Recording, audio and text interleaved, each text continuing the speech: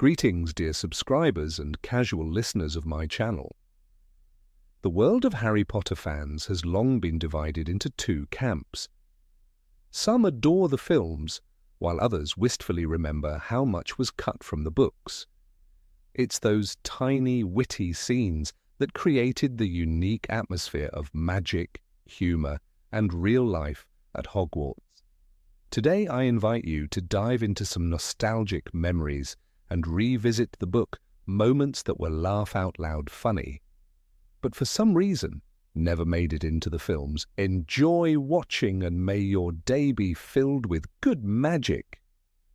Number 1. When Fred and George threw snowballs at Voldemort. Remember how quiet and awkward Professor Quirrell seemed with his turban and his stutter, and then we found out he was hiding none other than Voldemort under that turban. But before that big reveal there was a hilarious scene. Fred and George enchanted snowballs to chase Quirrell around and smack him in the back of the head, which means the twins were throwing snowballs at the Dark Lord himself. Now that's a scene we would have loved to see on screen. Number 2, Mrs. Weasley's sweaters and the twins' sense of humour. In the movies, Harry and Ron get cozy sweaters with their initials from Sweet Molly Weasley. But in the books, Fred and George also got sweaters, as it's with the letters F and G. And of course, there were jokes. "You haven't got a letter on yours," George observed. "I suppose she thinks you don't forget your name." But we're not stupid. We know we're called Gred and Forge. Sure, the twins had some funny lines in the films, but these kinds of cheeky dialogues, much rarer. Number 3, Dumbledore pretends not to hear Harry. When Rita Skeeter exposed Hagrid's secret, he went into hiding, refusing to face the public. In the book, Harry visits to support him and finds Dumbledore already there. Caught in the heat of the moment, Harry calls Rita, well, something less than polite. Dumbledore, without batting an eye, replies, "I beg your pardon, Harry. I must have gone temporarily deaf over the last minute or so." Just like that, humour and support in one elegant gesture. And yet this scene was left only on the page. Number 4. Dobby, the accidental hat hero. In Goblet of Fire, Hermione starts knitting hats and leaving them around to free house elves. She's thrilled that they keep disappearing, thinking her plan is working. But the truth? Only Dobby is picking them up. The other elves are so against being freed that they avoid the area entirely. Dobby, though, proudly wears every single hat at once. Another delightful moment we never got to see. Number 5. When Mrs. Weasley forgot about the twins. Molly Weasley is a loving mother, but sometimes her parenting style has its quirks. When Ron becomes a prefect, she exclaims, "That's everyone in the family," to which Fred dryly responds, "What are we, next-door neighbours?" This never made it into the films. A shame, because these little moments show just how rich the Weasley family dynamic really was. Number 6. Dumbledore's masterclass in polite trolling of the Dursleys. One of the most missed scenes, Dumbledore's visit to the Dursleys in Half-Blood Prince. He didn't just pick up Harry, he subtly let the Dursleys know he was well aware of their terrible treatment. With a polite smile, he allowed glasses of mead to float and bop Vernon on the head, while calmly, but clearly, stating they had been awful guardians, sweet justice for everyone who hated that cupboard under the stairs. Number 7, Ginny and her signature sarcasm. The films really undersold Ginny. In the books, she's smart, fiery, and razor-sharp.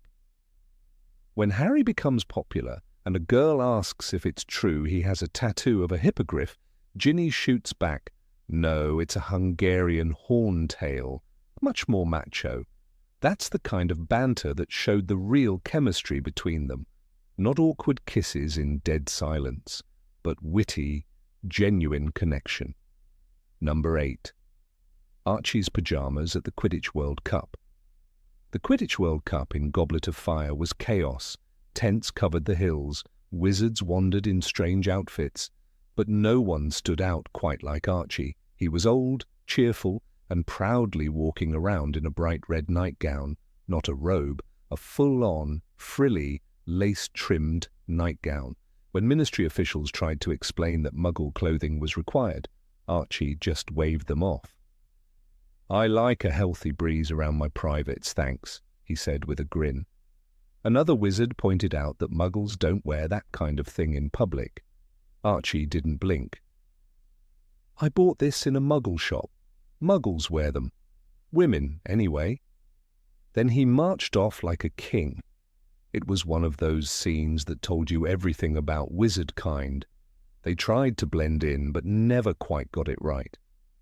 And that was the charm. Archie wasn't mocking Muggles. He just genuinely thought he'd nailed it. His red nightgown flapped like a flag of magical rebellion. The films skipped him. No Archie, no nightgown, no breeze-related commentary. The World Cup scene flew by in minutes, and with it, we lost one of the funniest, most human moments in the book. Just a wizard, a nightgown, and complete confidence. Number 9, Percy's mashed potato incident. Dinner at the Burrow was never quiet. In Goblet of Fire, the Weasleys sat around the table, enjoying Molly's cooking and each other's company. But Percy, fresh from the ministry, was full of himself. He spoke about his important position and his reports for Mr. Crouch with the pride of someone giving a royal speech. Fred and George couldn't resist. They began mimicking him. George stood, puffed out his chest, and proclaimed, "Weather's changing, Mr. Crouch, sir. There's a definite nip in the air." Fred added dramatic flourishes, pretending to adjust imaginary cufflinks. Ron nearly choked on his pumpkin juice. Percy's ears turned red. His lips thinned. He grabbed a spoonful of mashed potatoes and, in a burst of irritation, flicked it too hard. The spoon soared through the air and splattered against the ceiling. The potatoes stuck. Gravity gave up. There it stayed, slowly dripping, as the room fell into stunned silence. Then the laughter came. Loud, relentless. Even Molly smiled, though she tried to scold the twins. Percy, fuming and embarrassed, stormed away from the table. The mashed potatoes didn't follow. They hung there like a tiny monument to the chaos of a big, loving, ridiculous family. Number 10. Hermione attacks Ron with birds.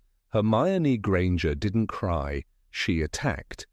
In Half-Blood Prince, after walking in on Ron and Lavender locked in a sloppy, noisy kiss, Hermione stormed out of the room, shaking with fury.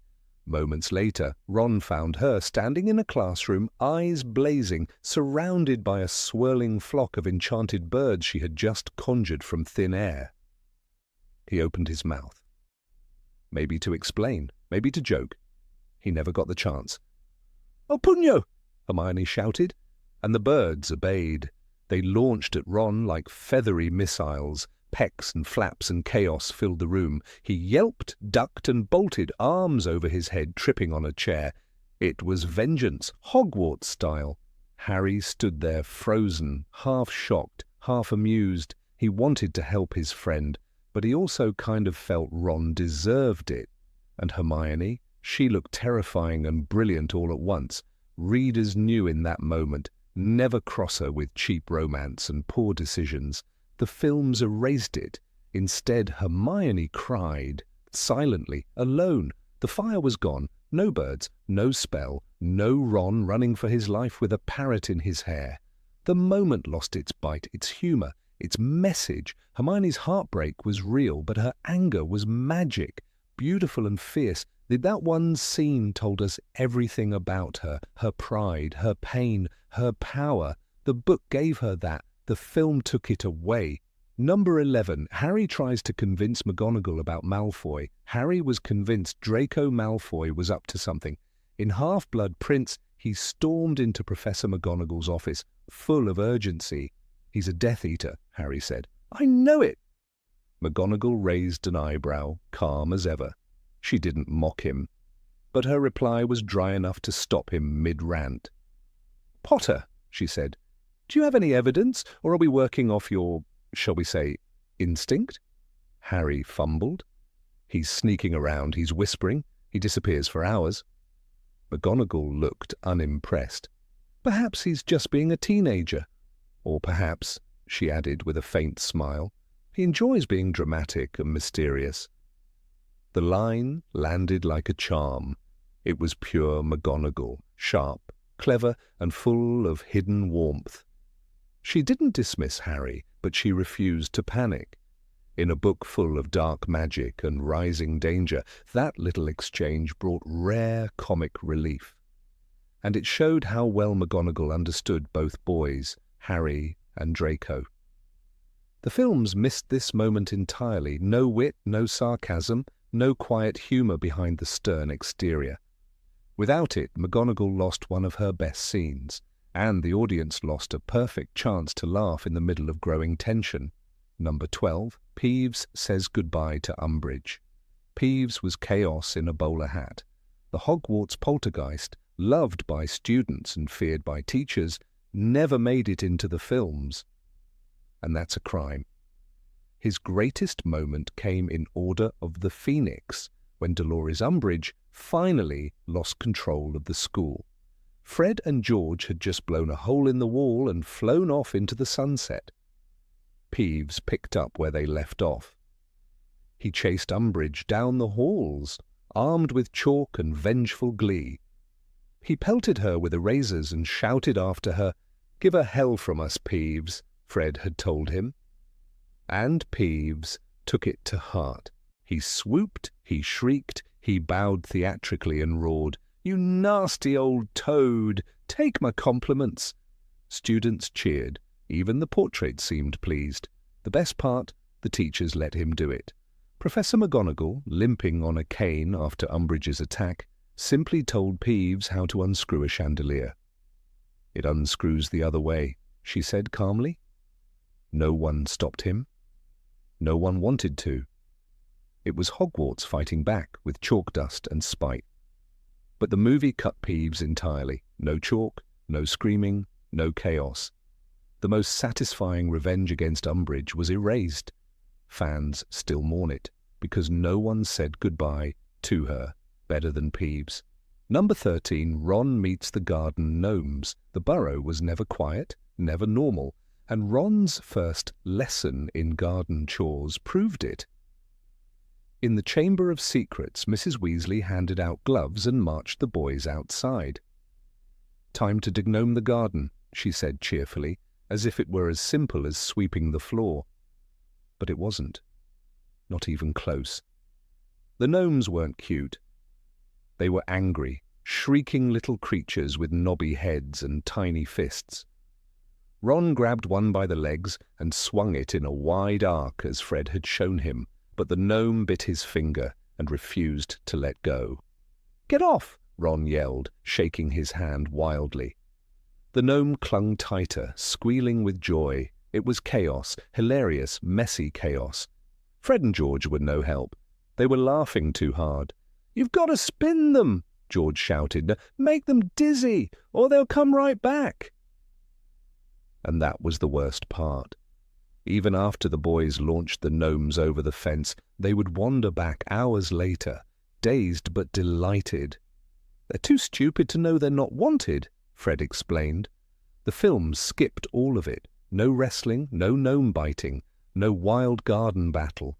It was a missed chance to show just how bizarre and funny everyday life could be at the burrow.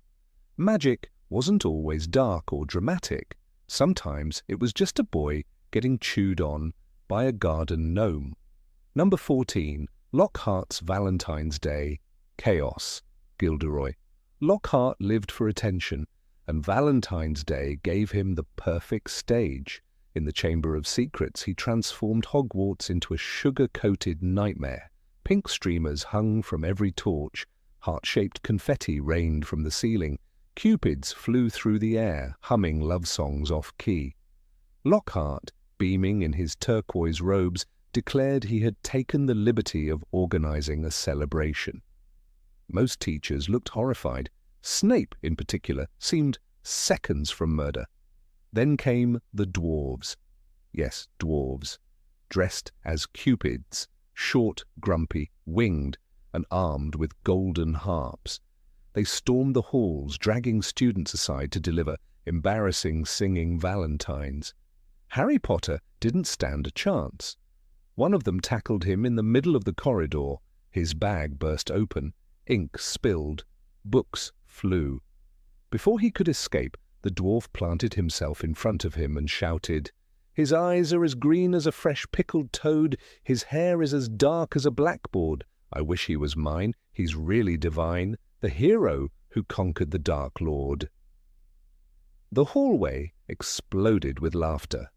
Malfoy nearly choked, howling, "Didn't know you were such a heartthrob, Potter."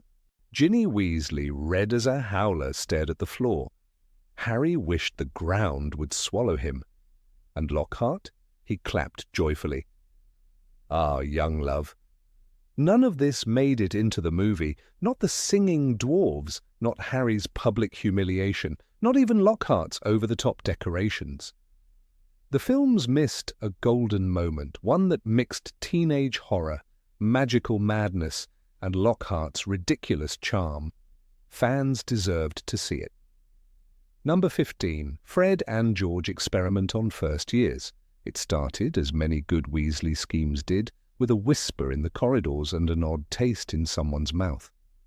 The first to fall victim that week was a Hufflepuff named Matilda Twig, a nervous, wide-eyed first year who had been trying to find her way to the herbology greenhouse when a pair of identical redheads waylaid her near the courtyard. "Try one of these," Fred had said, holding out a stripy toffee wrapped in pink foil. "Guaranteed to keep you out of class for the rest of the day." George had added with a grin, "Might be a bit of nosebleed, might be a touch of the pukes, but worth it if you hate potions. Yeah. Matilda, eager to please and too polite to decline, unwrapped the sweet and popped it into her mouth. For a heartbeat, nothing happened. Then her eyes widened, her cheeks turned pale.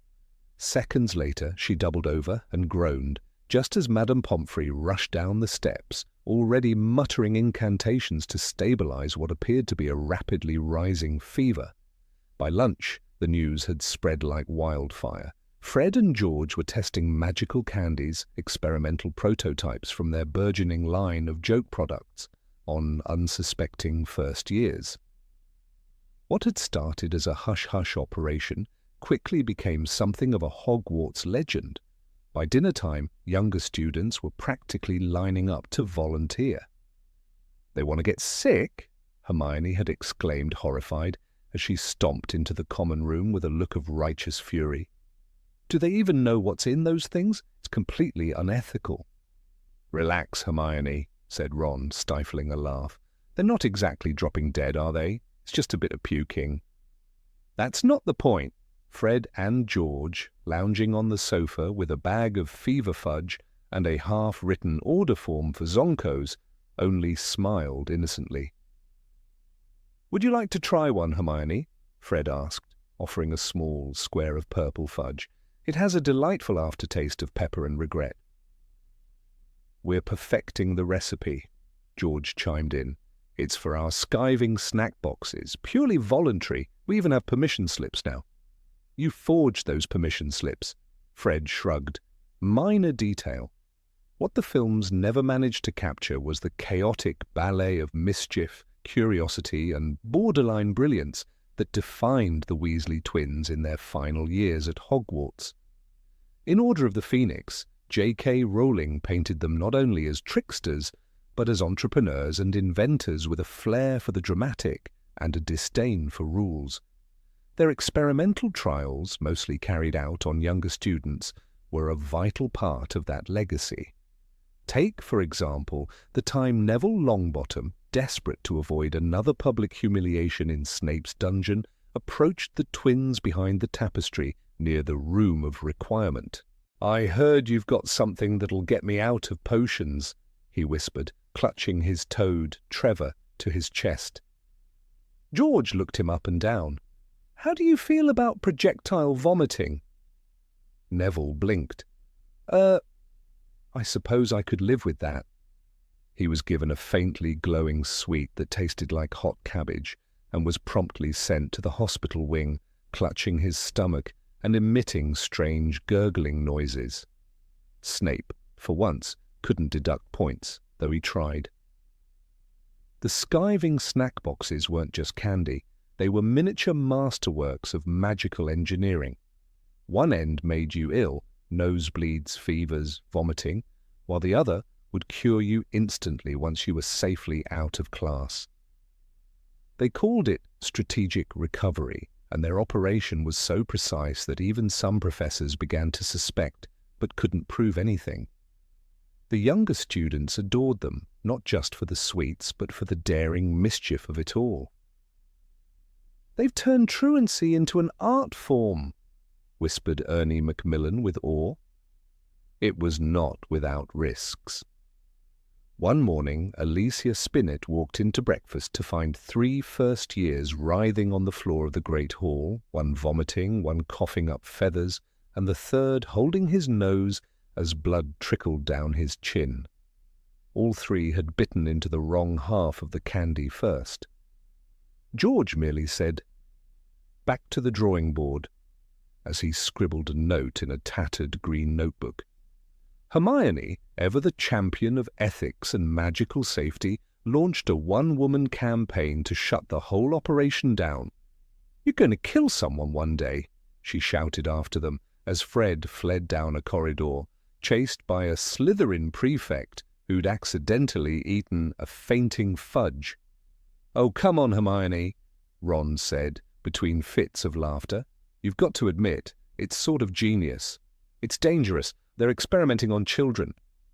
"And yet, no casualties," George said, from behind, popping a nosebleed nougat into his mouth and dramatically collapsing into Ron's arms. "Although I am fading fast, tell my mother I love her." Idiots! But what the books captured so vividly, so perfectly, was the heart of the twins' chaos. It was never just about making people laugh or skipping class. There was something deeper, more deliberate in their inventions, a rebellion, a refusal to conform to the dull rigidity of Umbridge's regime, a magical protest. As Fred explained to Lee Jordan one evening in the Gryffindor common room, if we're going to go down in flames, we might as well make it entertaining. The true beauty of the snack boxes lay in their precision. The fainting fancies had a built-in enchantment that knocked the user unconscious for exactly 10 minutes. The puking pastilles induced a dramatic display of vomiting, but wore off instantly with the antidote half. And the nosebleed nougats, slightly messy but very convincing. "Why don't you patent this stuff?" Angelina Johnson asked after watching Dennis Creevey skip charms by feigning a seizure. "We will," Fred said, "as soon as we leave this dump." "Think of it as beta testing," George added, handing a tiny purple sweet to Seamus Finnegan, who accepted it gleefully. "All our research is strictly field-tested, real results, real chaos." Even Dumbledore, in his quiet and enigmatic way, seemed to turn a blind eye to their antics. Perhaps he, too, saw the genius behind the mayhem. Or perhaps he simply understood that in a time of looming war and suffocating rules, a little mischief was a lifeline. Number 16 Snape in Neville's grandmother's clothes. It was a moment so vividly etched in the collective memory of readers that even years after finishing The Prisoner of Azkaban, fans smile at the very thought of it. Severus Snape, the dour, unsmiling potions master of Hogwarts, standing not in his sweeping black robes, but in a moth-eaten, old-fashioned dress, a giant vulture-topped hat perched on his head, and a ridiculous red handbag swinging from his wrist. To understand the power of this moment, we must recall not only the hilarity of the visual, but the courage and vulnerability it took for young Neville Longbottom to conjure it in front of his classmates. The scene unfolded in the Defense Against the Dark Arts classroom on a cloudy afternoon, not long after Remus Lupin began teaching at Hogwarts. Lupin had a gentler demeanour than any defence teacher the students had previously encountered.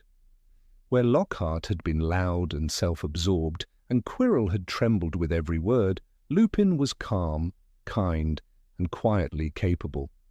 That day he introduced the class to a creature called a boggart, an entity that took the form of whatever frightened its observer the most, and for Neville Longbottom that fear was embodied by none other than Professor Snape. "So the first thing we have to do," said Lupin, "is force it to assume a shape we find amusing."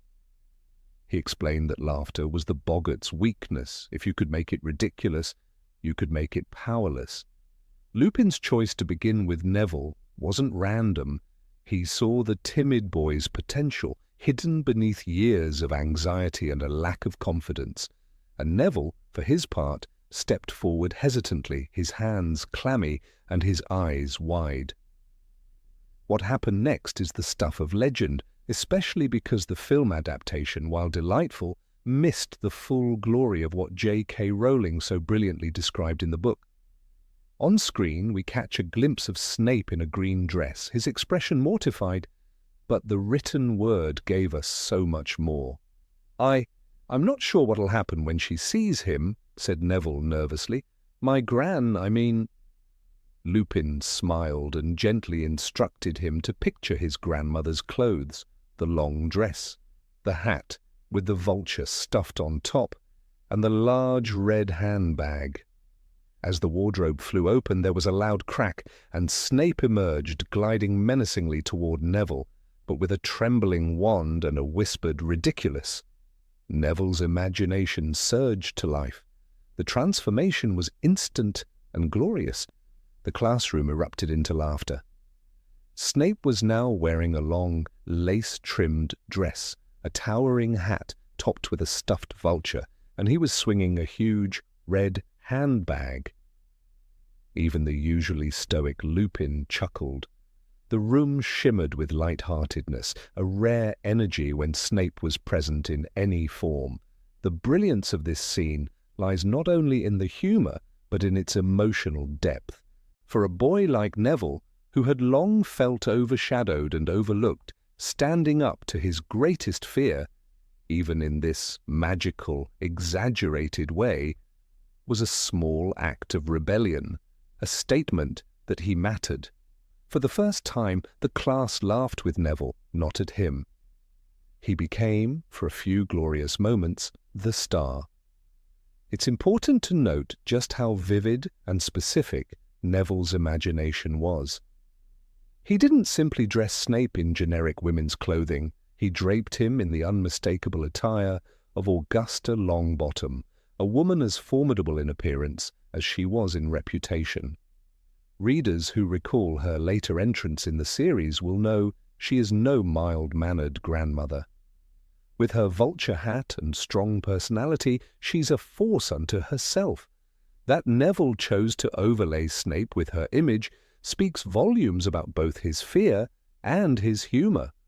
Augusta Longbottom's ensemble, described with such precise and whimsical detail, gave the scene its unique flavour. That towering hat with the stuffed vulture wasn't just a throwaway gag. It painted a portrait of Neville's childhood, his guardian, and the authority he'd internalized. The handbag, too, wasn't just a silly accessory. It was a symbol of generational eccentricity, of an old-school witch whose fashion choices were frozen in time. When Snape strutted across the classroom in that get-up, Neville wasn't just making his classmates laugh, he was conquering an inner demon. The film adaptation gave us a taste of this transformation, but much of the humour and context was diluted. Moviegoers unfamiliar with the book never got the full picture: the carefully chosen hat, the handbag, the lace. They missed the line where Lupin, clearly enjoying the show, encouraged Neville to picture Snape in your grandmother's clothes. The moment became a visual gag rather than the symbolic triumph that Rowling had so cleverly written. That single moment in the classroom became a turning point, not just for Neville, but for the tone of the book. The Prisoner of Azkaban is the installment where the series begins to mature, where shadows grow darker, and yet it is also filled with moments of joy, absurdity, and heart. The boggart lesson was a reminder that fear can be transformed, that even the most intimidating figure can be made laughable with the right perspective. It was a spell not only of magic, but of psychology. The class's laughter was loud, cathartic, and united. Ron Weasley was howling. Parvati Patil clutched her sides. Even Draco Malfoy, who normally sneered at Neville, didn't know how to react. The mighty Severus Snape, reduced to a parody of wizarding matronhood, was too much for any teenager to resist. And Neville stood a little taller, beaming as he watched the laughter unfold. For once, he wasn't the boy who melted cauldrons or lost his toad. He was the hero. That memory stayed with readers long after the chapter ended. In later books, when Neville grows braver and more decisive, especially in the Deathly Hallows, where he leads the resistance at Hogwarts, it's moments like these we remember. The seeds of courage were sown early, watered by small victories, and watched over by the kind eyes of professors like Lupin. Number 17. Harry's first meeting with Luna. The train to Hogwarts had always been a place of transformation for Harry Potter, between the real and the magical, between being ordinary and something more. But in his 5th year the shift was different. The usual anticipation was replaced by a weight pressing on his chest, memories of Cedric's lifeless body, the cold return of Voldemort, and the suffocating disbelief from the wizarding world. When Harry stepped into the Hogwarts Express that September, he wasn't just a boy returning to school. He was a boy misunderstood by nearly everyone he thought he knew. After wandering the corridor, hoping in vain to find a seat among familiar faces, Harry ended up in an unusual compartment. It was shared by Ginny Weasley, Neville Longbottom, and a girl he didn't recognize. She was sitting in a dreamy trance, her wand behind her left ear, and a copy of the Quibbler held upside down in her hands. Her pale eyes were wide and unblinking, giving her the appearance of someone constantly surprised by life. "This is Loony Lovegood," said Ginny, half smiling, though not unkindly. "Her father runs the Quibbler." "Luna," the girl corrected serenely. "My name is Luna." Harry looked at her, puzzled by the calm certainty in her voice. She hadn't even blinked when Ginny used the nickname Loony, nor had she turned the magazine right side up. Instead, she stared through him with a strange sort of clarity that felt more honest than anyone else he'd spoken to all summer. Neville was too busy rummaging through his school bag, muttering about his missing toad, Trevor, to notice the shift in atmosphere. He crawled on the floor of the compartment, calling out softly, "Trevor! Trevor!" while Luna watched him with idle curiosity. It wasn't just Luna's reading habits or her radish earrings that made the moment surreal. It was her complete comfort in her own skin, even as others around her squirmed. When she finally spoke to Harry, her voice was airy but firm. "You're not mad, you know," she said, folding the magazine gently on her lap. Harry blinked. "Sorry?" "I can see them too," she said, pointing through the window. Her gaze was fixed on the Thestrals, the skeletal winged horses pulling the carriages to Hogwarts. "You're just as sane as I am." It was such an absurd sentence, delivered with such gentle conviction that Harry didn't know whether to laugh or feel comforted. "Thestrals?" he asked, unsure if he should admit he'd seen them too. "They're very gentle, really," Luna continued, as if he had responded with full agreement. "But people avoid them because they only appear to those who've seen death." Harry's stomach lurched slightly. It was true, he hadn't seen them the year before. They had always appeared to be pulling nothing. But after watching Cedric die, the creatures had become visible to him, just as they were visible to Luna. In that moment, something intangible passed between them. a shared knowledge of death, an understanding too profound for most 15-year-olds. But Luna didn't make it heavy. She made it natural, even beautiful. What struck Harry wasn't just what she said, but the way she said it. There was no fear, no judgment, no hesitation. "It was my mother," she said later, when he asked how she could see them. "She was experimenting, and it went rather wrong. But it's all right. I still feel very sad about it sometimes. But I've still got Dad." Harry was floored by her honesty. It was so different from the suffocating silence surrounding Cedric's death. Everyone tiptoed around the subject with Harry, pretending nothing had happened. Luna laid it bare, in full view, and then let the silence live comfortably next to it. Her presence was odd, yes, but oddly comforting. And in that cramped train compartment, with Neville still crawling on the floor and Ginny half listening while pretending to read, Harry realized he was in the company of someone who didn't care that he was the chosen one, someone who saw past the headlines and the whispers. There was a peculiar humor in the entire scene. Neville stood up suddenly, looking triumphant. "Found him!" he announced, holding Trevor up like a prize. The Toad looked as uninterested as Luna, who merely nodded and returned to reading her upside-down quibbler. "Is that comfortable?" Harry asked, gesturing to the magazine. "What?" Luna said, peering over the pages. "Reading upside down." "Oh, yes," she said, completely serious. "It helps you see things from a different angle." Ginny rolled her eyes, and Harry stifled a laugh. He couldn't tell if Luna was joking or not, and that was precisely what made her so fascinating. Her truth was never obvious, but it was always sincere.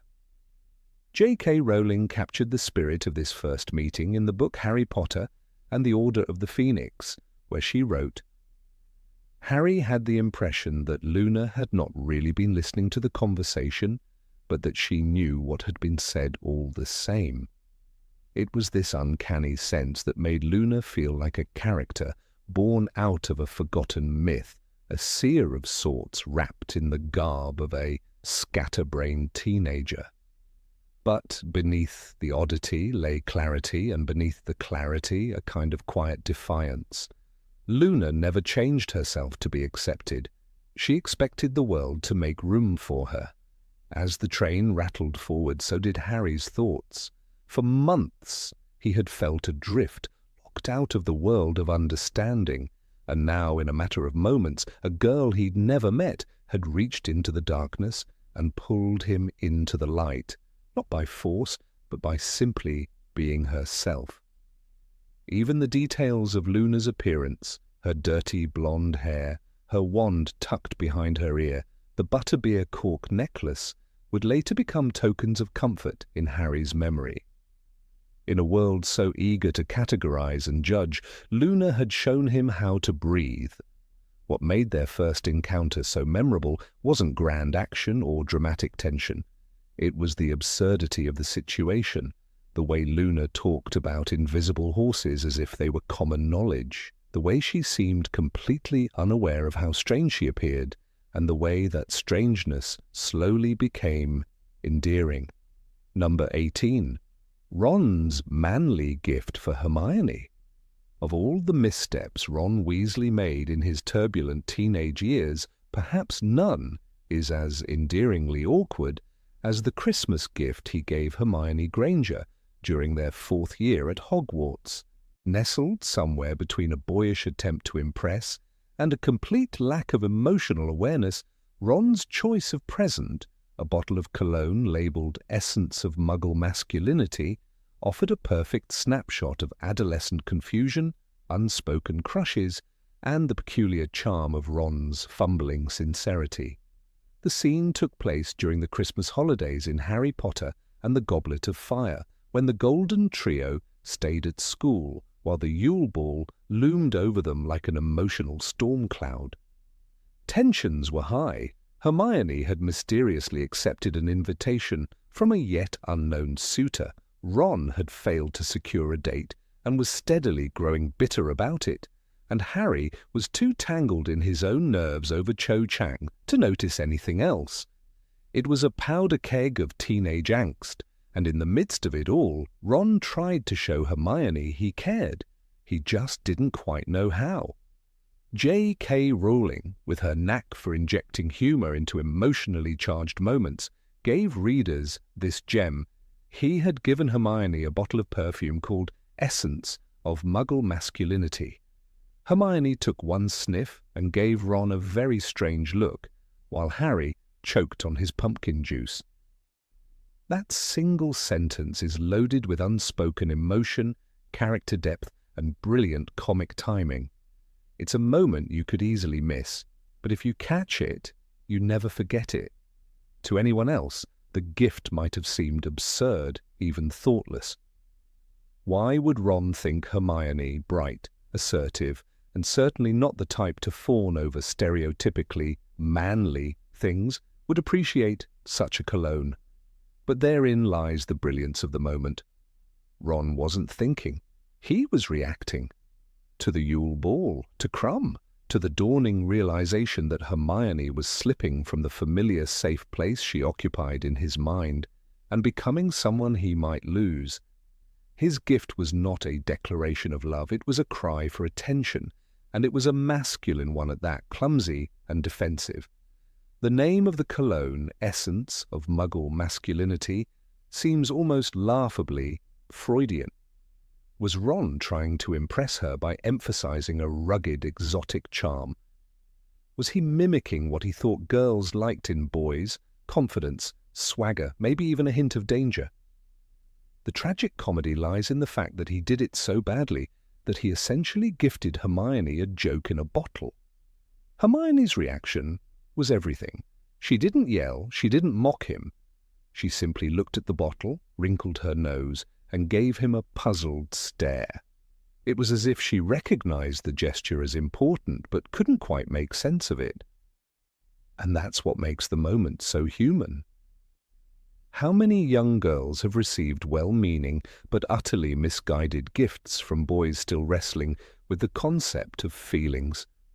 Hermione, perceptive as ever, probably understood that this wasn't about the cologne, it was about Ron, and something he wasn't ready to say. Harry's response was the cherry on top. Rowling writes, Harry tried not to laugh. He wasn't sure whether it was the smell or the name or just Ron's proud expression that made him choke, but he looked away quickly. As always, Harry is caught in the middle, amused, awkward, and slightly concerned. His perspective acts as the reader's anchor, grounding the absurdity in genuine affection for his friends. This scene was, sadly, omitted from the film adaptation, and in doing so the movie lost a rare, perfectly balanced moment of humor, character development, and emotional foreshadowing. On screen, Ron and Hermione's relationship is depicted with a broader brush. There are squabbles, glances, one very awkward dance, but little of the subtle, painful, and ultimately sweet emotional tension that the book so carefully nurtured. Ron's Christmas present is a symbol of that tension. It's a relic from a time when emotions were messy and boys were clueless. He wasn't trying to hurt her. He wasn't even trying to woo her. He was trying to be noticed. And in the only way he knew how, at the time, he succeeded. There's a quiet sort of bravery in that moment too. Ron, often overshadowed by Harry's fame and Hermione's intellect, struggles deeply with self-worth. He often plays the joker, the sidekick, the second choice. Giving Hermione that cologne, no matter how ridiculous, was an attempt to step into the spotlight to say, I matter too. And for a boy like Ron, that meant more than he could articulate. Hermione's restraint is equally telling. She didn't laugh, which would have crushed him. She didn't gush, which would have been dishonest. She simply accepted it, confused but gracious. And in that she gave Ron a tiny kindness, a moment of safety to grow in. The name of the cologne itself is brilliant satire. Essence of Muggle masculinity sounds like something a clueless wizard might think Muggle men wear to attract women. One can almost imagine a gaudy display in a Diagon Alley joke shop, sitting beside sneakerscopes and nose-biting teacups. The entire concept is steeped in irony, poking fun at gender norms, cultural misunderstandings, and teenage delusions in one spritz of aromatic disaster. But deeper still, it captures Ron's skewed view of what it means to be attractive. His model for manhood, older brothers like Charlie and Bill, both effortlessly cool, is worlds apart from his own awkward self-image. He's grasping for something, anything, that might make him appear more desirable in Hermione's eyes. And so he chooses the scent of imagined muggle manliness. It's both hilarious and painfully sad. The beauty of this moment lies in its relatability. We've all been there, caught between what we feel and what we're ready to admit. Ron's cologne gift is the kind of blunder you cringe about years later, but also treasure. It's real, it's awkward, it's human. In many ways, this scene foreshadows the emotional trajectory of their relationship. Ron will stumble, he will act out, he will misread Hermione again and again, but beneath it all there is affection, there is admiration, and eventually there is love. This gift, absurd though it was the seed of something more. One can't help but wonder how Hermione remembered that Christmas. Did she keep the bottle as a secret keepsake? Did she ever bring it up years later, teasing Ron gently while laughing at how utterly hopeless he used to be? There's something deeply romantic in imagining a moment so awkward becoming a cherished memory. The choice to exclude this moment from the film is a loss not only to fans but to the integrity of Ron's character. Too often he's painted as comic relief, brave but bumbling, loyal but lazy. Scenes like this show that he's more, that he's trying, that beneath the sarcasm and insecurity he's just a boy in love, scared of being left behind. In the grand tapestry of the series, small moments like this often carry the most weight. The cologne wasn't expensive, it wasn't thoughtful in the traditional sense, but it was pure Ron, and it was given to Hermione. That's what matters. Years later, when Ron and Hermione have children, and a home, and a shared life, maybe that moment becomes one of the stories they tell. Maybe Rose Weasley once asked, "What did Dad get you for your first Christmas together?" And Hermione laughed so hard she cried before answering. It's the type of memory that lingers, not because it was grand, but because it was genuine, and in a series filled with dragons, curses, and battles, it's these human moments that stay with us. Ron Weasley, with his second-hand robes and half-baked ideas, gave the brightest witch of her age a bottle of ridiculous cologne, and in doing so gave readers a glimpse of his heart. He might never have planned it that way. He might never have fully understood what that gift meant, but we did, and maybe, just maybe, so did Hermione. Number 19, Colin Creevey's magical photo fail. It all began with a click, a tiny sound easily lost in the echoing halls of Hogwarts, but one that became synonymous with Colin Creevey's unwavering obsession. Harry had only just survived his first year, bearing the scars of a battle with Lord Voldemort and the exhausting attention that came with fame. And then, from the crowd of new second years, stepped Colin, small, wiry, wide-eyed, and holding a muggle camera with a fervour that could shame the Daily Prophet's best photographers. Colin didn't just admire Harry Potter, he adored him with the kind of reverence typically reserved for Quidditch stars or Wizarding War heroes. In fact, to Colin, Harry was both. "All I want is a picture of you, Harry, so I can prove I've met you," he gushed the very first time they spoke, as Harry blinked at the blinding flash of Colin's camera. That moment, equal parts awkward and endearing, set the tone for one of the most humorous and heartfelt subplots in the Chamber of Secrets. What set Colin apart from the rest of the students, even the other Gryffindors who respected Harry, was the sheer intensity of his admiration. He followed Harry like a loyal Kneazle, snapping photos at every turn, during breakfast in the Great Hall while heading to potions, even mid-conversation when Harry would stop to tie his shoe. "It's for my wall," Colin would explain, often excitedly, the camera swinging around his neck like an enchanted relic. But it wasn't enchanted. Not at all. It was entirely Muggle, a fact that would later lead to Colin's greatest heartbreak. Despite being raised by non-magical parents, Colin had no shortage of enthusiasm for his new world. He constantly asked questions, always clutching his camera tightly. His admiration for Harry turned from innocent fascination to a full-on mission to make Harry into a celebrity beyond the pages of the Daily Prophet. Colin didn't just want photographs, he wanted posters. He wanted to freeze Harry's image in time, surround himself with stills of his hero, like Muggle teenagers pinning rock stars to their walls.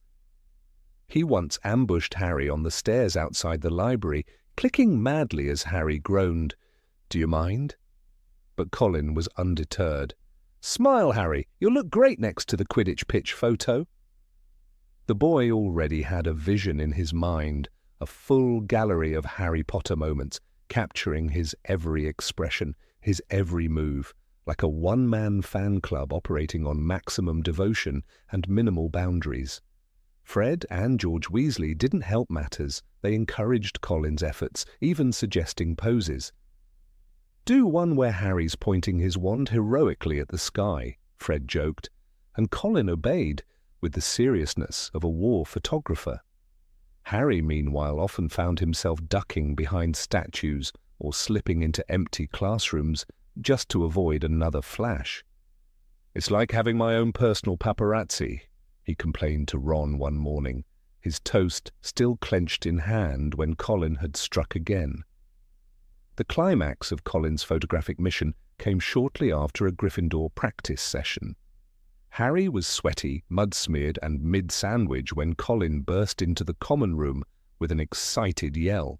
"I got it! The perfect shot! Harry, you look just like you did when you caught the snitch last term." Harry blinked, mouth full, as the younger boy displayed a photo of Harry mid-bite, a dollop of marmalade shining on his cheek. It would have been annoying if it weren't so innocent. Even Hermione, who rarely tolerated distractions from her studies, couldn't help but smile when Colin nearly tripped over his own robes in excitement. "You do realize the pictures won't move, right?" she said gently one evening as Colin sorted through dozens of prints. "They're Muggle photos. They're static." But Colin had already decided that it didn't matter. If he couldn't make them move, he'd hang them anyway. Still, the disappointment was inevitable. One evening, deep in the shadows of a quiet corridor, Colin huddled over a developing tray. The faint red glow of his portable darkroom, really just a borrowed classroom with blackout curtains, cast long shadows as the first photos began to emerge. But they didn't dance, they didn't wave or blink or scowl. Harry remained forever frozen, mid-sneeze in one photo, blinking in another, and completely indifferent in the rest. Colin's face fell. "But I thought maybe if I used a bit of potion instead of the usual developer," Colin said aloud, mostly to himself. He'd tried everything, whispering spells under his breath, adding a drop of gilly water to the fixative, even tapping the photos with his wand. Nothing worked. "I just wanted one where he smiles at me," he muttered, his eyes wet and shoulders slumped. And then came the day Colin brought his poster idea to life. Armed with magical tape, enthusiasm, and a stack of glossy prints, he turned one side of his bed into a shrine. "It's to inspire me," he told Neville, who looked vaguely disturbed. "Every morning I wake up and see Harry catching the snitch or deflecting a bludger. It reminds me what's possible." Ron raised an eyebrow when he saw it. "He's going to freak out," he whispered to Seamus. "That's like 15 Harrys. One of them's brushing his teeth." To Colin's credit, he never sought anything malicious. He wasn't after attention for himself. He didn't sell the pictures, didn't gossip. His admiration was pure, almost painfully so. He even tried to gift one of the posters to Harry, a particularly odd one in which Harry was bent over, tying his shoes, caught completely unaware. "You can keep it," Harry said, politely but firmly, his cheeks slightly red. Things took a darker turn when the attacks on Muggleborns began. The atmosphere at Hogwarts shifted, and Colin, a Muggleborn himself, was no longer just the enthusiastic photographer. He became a target. Harry's frustration with being the centre of attention, already tested by rumours and fear, intensified when he learned that people thought he was behind the attacks. Through it all, Colin never stopped believing in him. "Harry wouldn't do that," he told anyone who would listen. "He's a hero." But then Colin was found, petrified, his camera clutched in his stiff hands, the last image forever scorched inside. "The film's melted," Professor McGonagall said quietly. "He must have seen the creature through the lens." The hallway fell silent. The very thing that defined Colin, the tool through which he had admired and honoured Harry, was the thing that left him vulnerable. It was a cruel irony, and Harry felt the guilt like a weight in his chest. Even after Colin was sent to the hospital wing, his photos remained. Harry stumbled upon them one night, piles of them, some wrinkled, others carefully labelled. In one, Harry stood on the Quidditch pitch, wind in his hair, eyes squinting against the sun. In another, he was laughing with Hermione outside Hagrid's hut.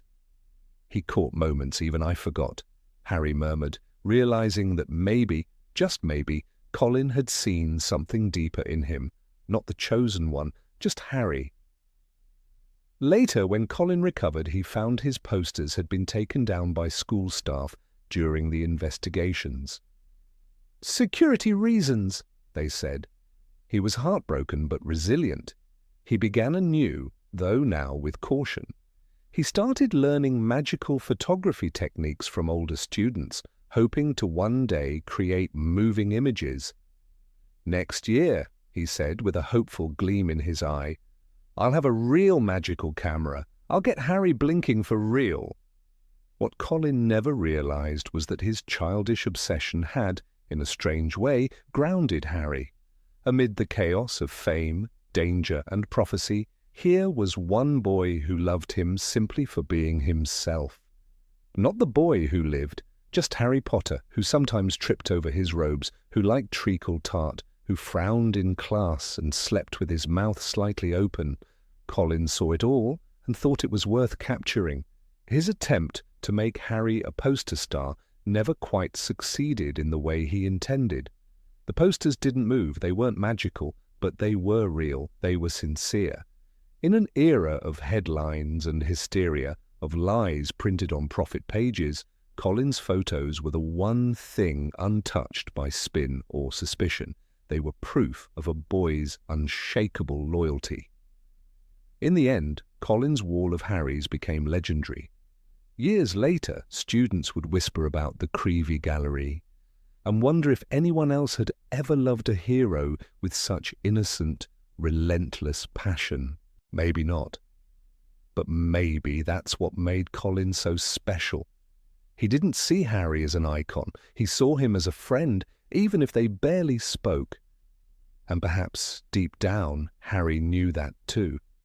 Long after Colin had left Hogwarts, when war had shattered so many things, Harry found himself thinking about those photos. He remembered the one where he was just standing, doing nothing at all. That was Colin's favourite. "Because you look peaceful," Colin once said, "like someone I'd want to be like." That memory never left him. It was strange, really. In a world of moving portraits and enchanted headlines, it was the still images, static, imperfect, muggle-made, that stayed with Harry the longest. And somewhere, tucked away in a drawer in his home at Godric's Hollow, lay one of Colin's original prints. Harry kept it not for glory, but because it reminded him who he was, just a boy standing still, while someone believed in him enough to make him a star. Number 20. Ron grows tentacles on his face. Of all the chaotic, laugh-out-loud moments that J.K. Rowling gave us in the Harry Potter books, few rival the pure absurdity and charm of the scene in Half-Blood Prince, when Ronald Weasley, ever the reluctant potioneer, accidentally gives himself a headful of wriggling octopus-like tentacles.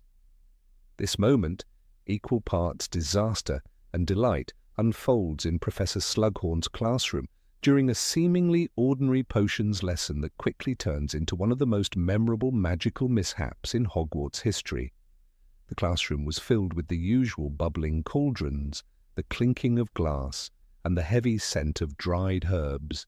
Slughorn, ever the affable and rotund professor with a flair for favoritism, had tasked his NEWT-level students with brewing a rather complex potion. The instructions were written neatly on the board, but Ron, bless him, never had a head for potions. Unlike Hermione, who was already well into the brewing process with a calm and focused demeanor, Ron was floundering. His cauldron hissed ominously, a foul smell rising from it like a warning. "Blimey, what's this supposed to look like?" Ron muttered, poking suspiciously at his brew with a long silver stirrer. Harry leaned over, trying to compare Ron's murky green mess to his own mixture, which at least resembled something from the textbook. "Don't know, mate," Harry whispered, glancing toward Hermione. "Maybe ask Hermione." "Not if I can help it," Ron replied, grimacing. "She'll just say, 'I told you to read the chapter, Ronald.'" Ron's problem wasn't just poor brewing technique. He had grabbed the wrong ingredients. Instead of the finely chopped valerian root required at this stage, he had added powdered billywig stings, an ingredient known to cause mild levitation and, when improperly combined, bodily transformations. As Ron dropped the powdered stings into the simmering potion, it gave off a shrill whistle like a tea kettle about to blow. Harry barely had time to open his mouth before the contents of Ron's cauldron exploded in a shower of greenish steam and sparks. The noise echoed through the dungeon like a cannon blast, sending a ripple of startled cries across the room. "Merlin's beard!" cried Slughorn, clutching his velvet waistcoat. When the smoke cleared, the sight that met everyone's eyes was one that not even Fred and George could have dreamed up in their wildest prank-fueled fantasies. Ron was sitting on the floor, his robes smoking slightly, and from his forehead and along the side of his neck, like some cursed marine creature, grew slimy, rubbery tentacles, purplish blue, and twitching slightly. "Ugh! What is it?" Ron cried, trying to swat them away, but each movement only made the tentacles thrash more violently. One coiled playfully around his ear. The class erupted into laughter. Even Dean Thomas let out a snort. Parvati Patil squealed and pointed. Harry stared at his best friend, caught between horror and hilarity.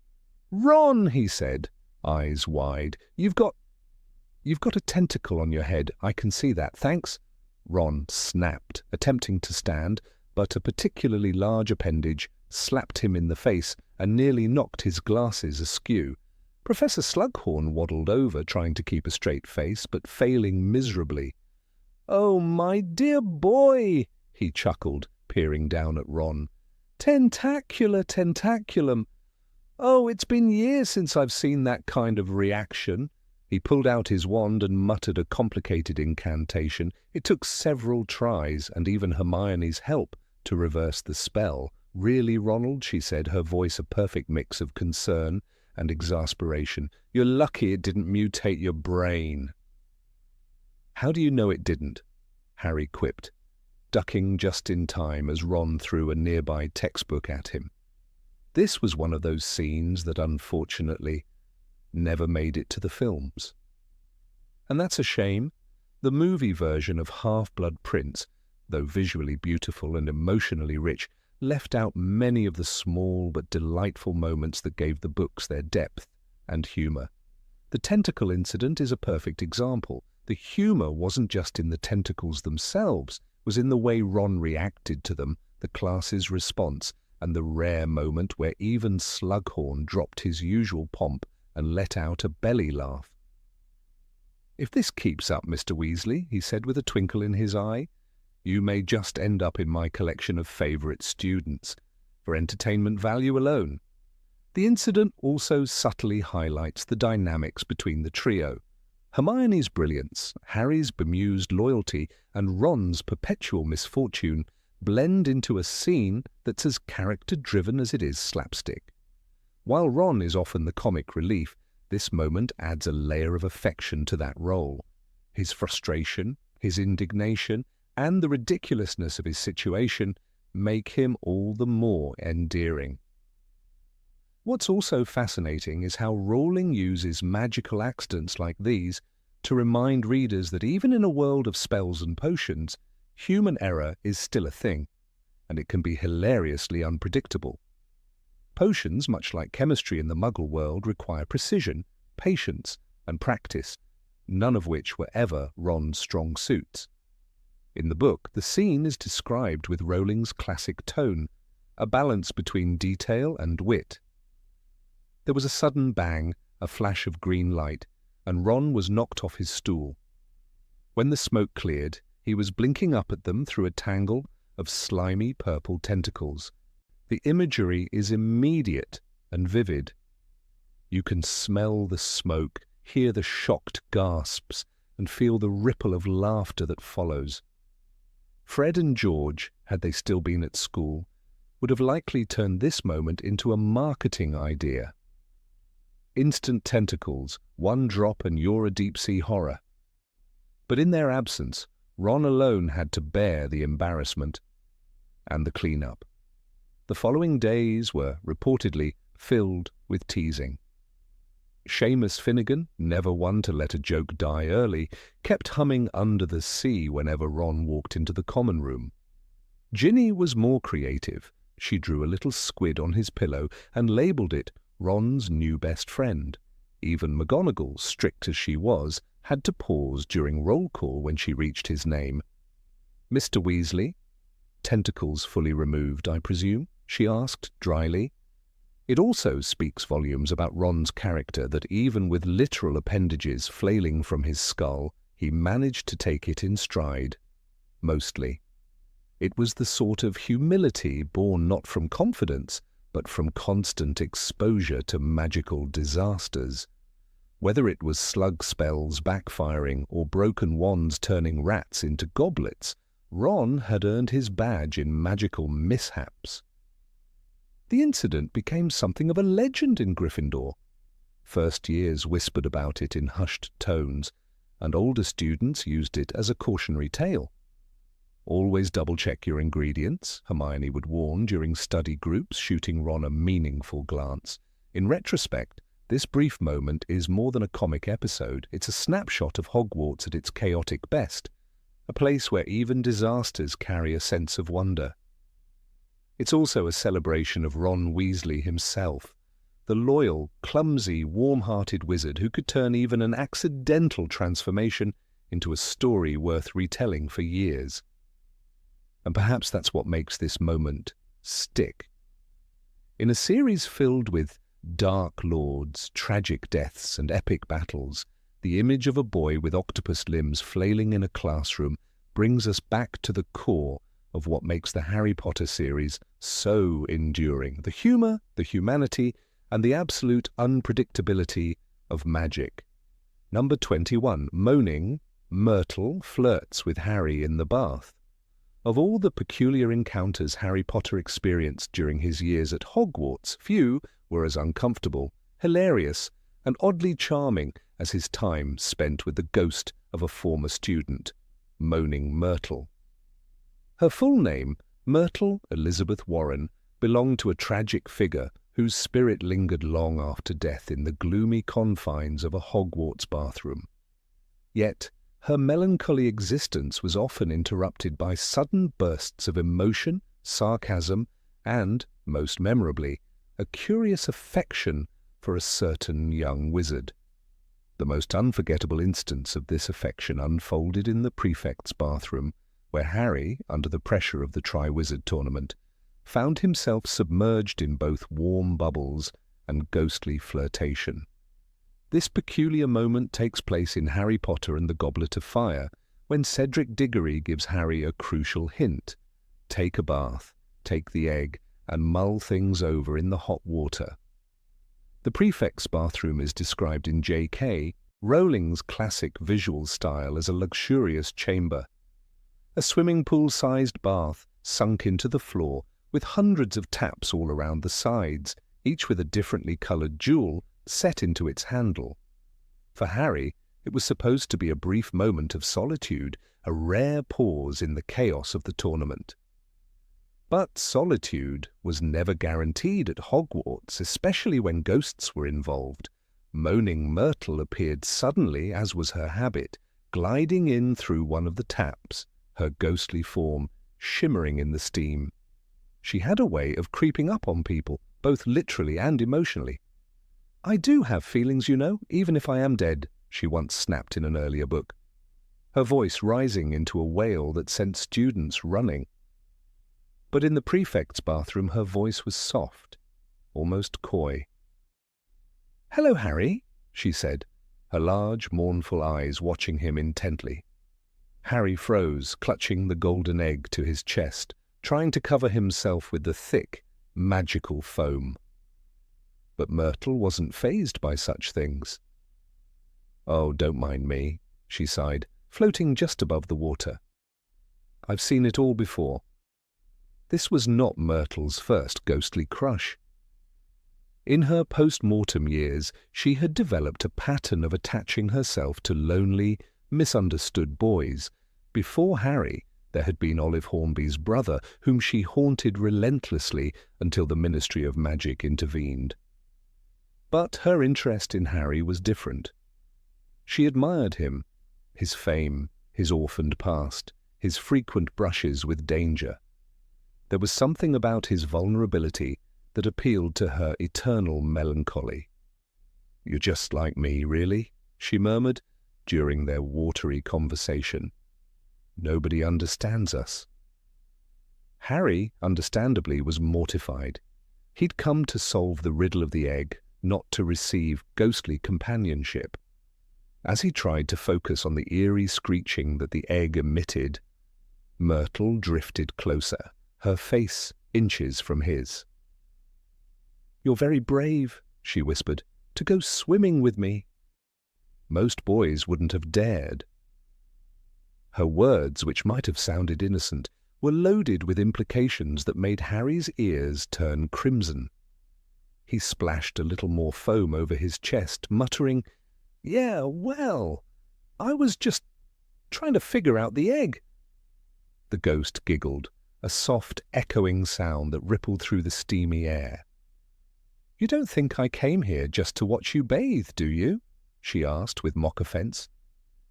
Then, without waiting for an answer, she added, "Though I wouldn't have minded if you'd stayed longer." Harry wished for nothing more than for the bath to drain itself and swallow him whole. In the books, this scene teeters on the edge of ridiculous and sad. Myrtle, for all her gloom, reveals a deep longing, not just for affection, but for acknowledgement. "Sometimes I sneak into the boys' bathrooms," she confessed, swirling a finger through the misty water. "You'd be surprised what people say when they think no one's listening." This line, seemingly tossed in for humour, hints at something darker. A ghost trying to feel human again, clinging to the only connection she has left: voyeurism and inappropriate conversation. Yet Rowling somehow balances this with levity, making the reader laugh and cringe in equal measure. The cinematic adaptation of Goblet of Fire touched on this moment, but in a diluted form. While Shirley Henderson's brilliant portrayal of Myrtle did bring her signature mix of creepiness and sorrow to the screen, much of the nuance was lost. The book scene is much more layered. It's not just a ghost flirting with a teenage boy. It's a portrait of unresolved adolescence, frozen in time. Myrtle died young, and she never moved beyond the emotional stage of teenage infatuation. She was, in many ways, still 15 forever. What makes the bathroom encounter so memorable is Harry's reaction. Despite facing dragons, mermaids, and Death Eaters, it is Myrtle who leaves him most flustered. Look, I mean thanks, but... Harry stammers, unable to form a coherent sentence. It's a rare moment of vulnerability for the usually composed boy hero. The idea of being the object of affection, especially in such a bizarre context, throws him off more than a hex ever could. Myrtle, meanwhile, revels in the attention. She circles him like a spectral shark, her every word a mix of flattery and desperation. "You're much better company than that Diggory boy," she pouts at one point.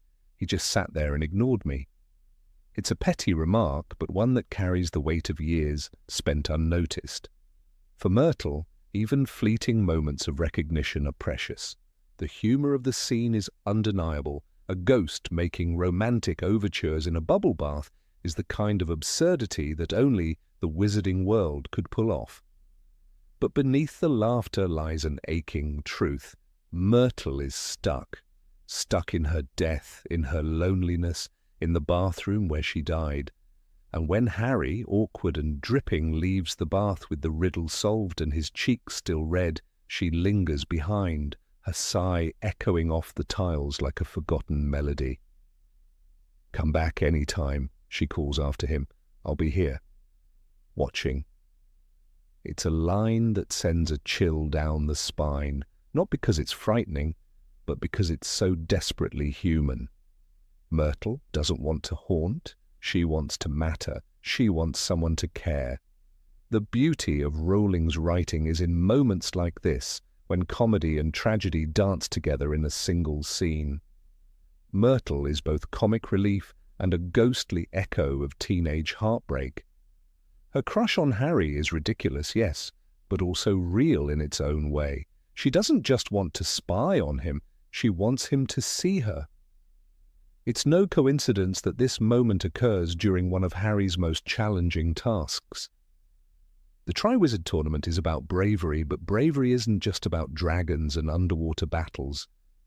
Sometimes it's about navigating the awkwardness of growing up, of facing people who love you in ways you don't understand, of dealing with emotions that make you want to run and hide. When Harry emerges from the prefect's bathroom that night, he has more than a clue about the second task. He has a story he'll never tell Ron or Hermione, a memory that will stay buried beneath the surface of his other, more glamorous adventures. Yet for readers, it's unforgettable. It shows Harry not as a hero, but as a boy, confused, flustered, and entirely unprepared for the complexities of ghostly affection.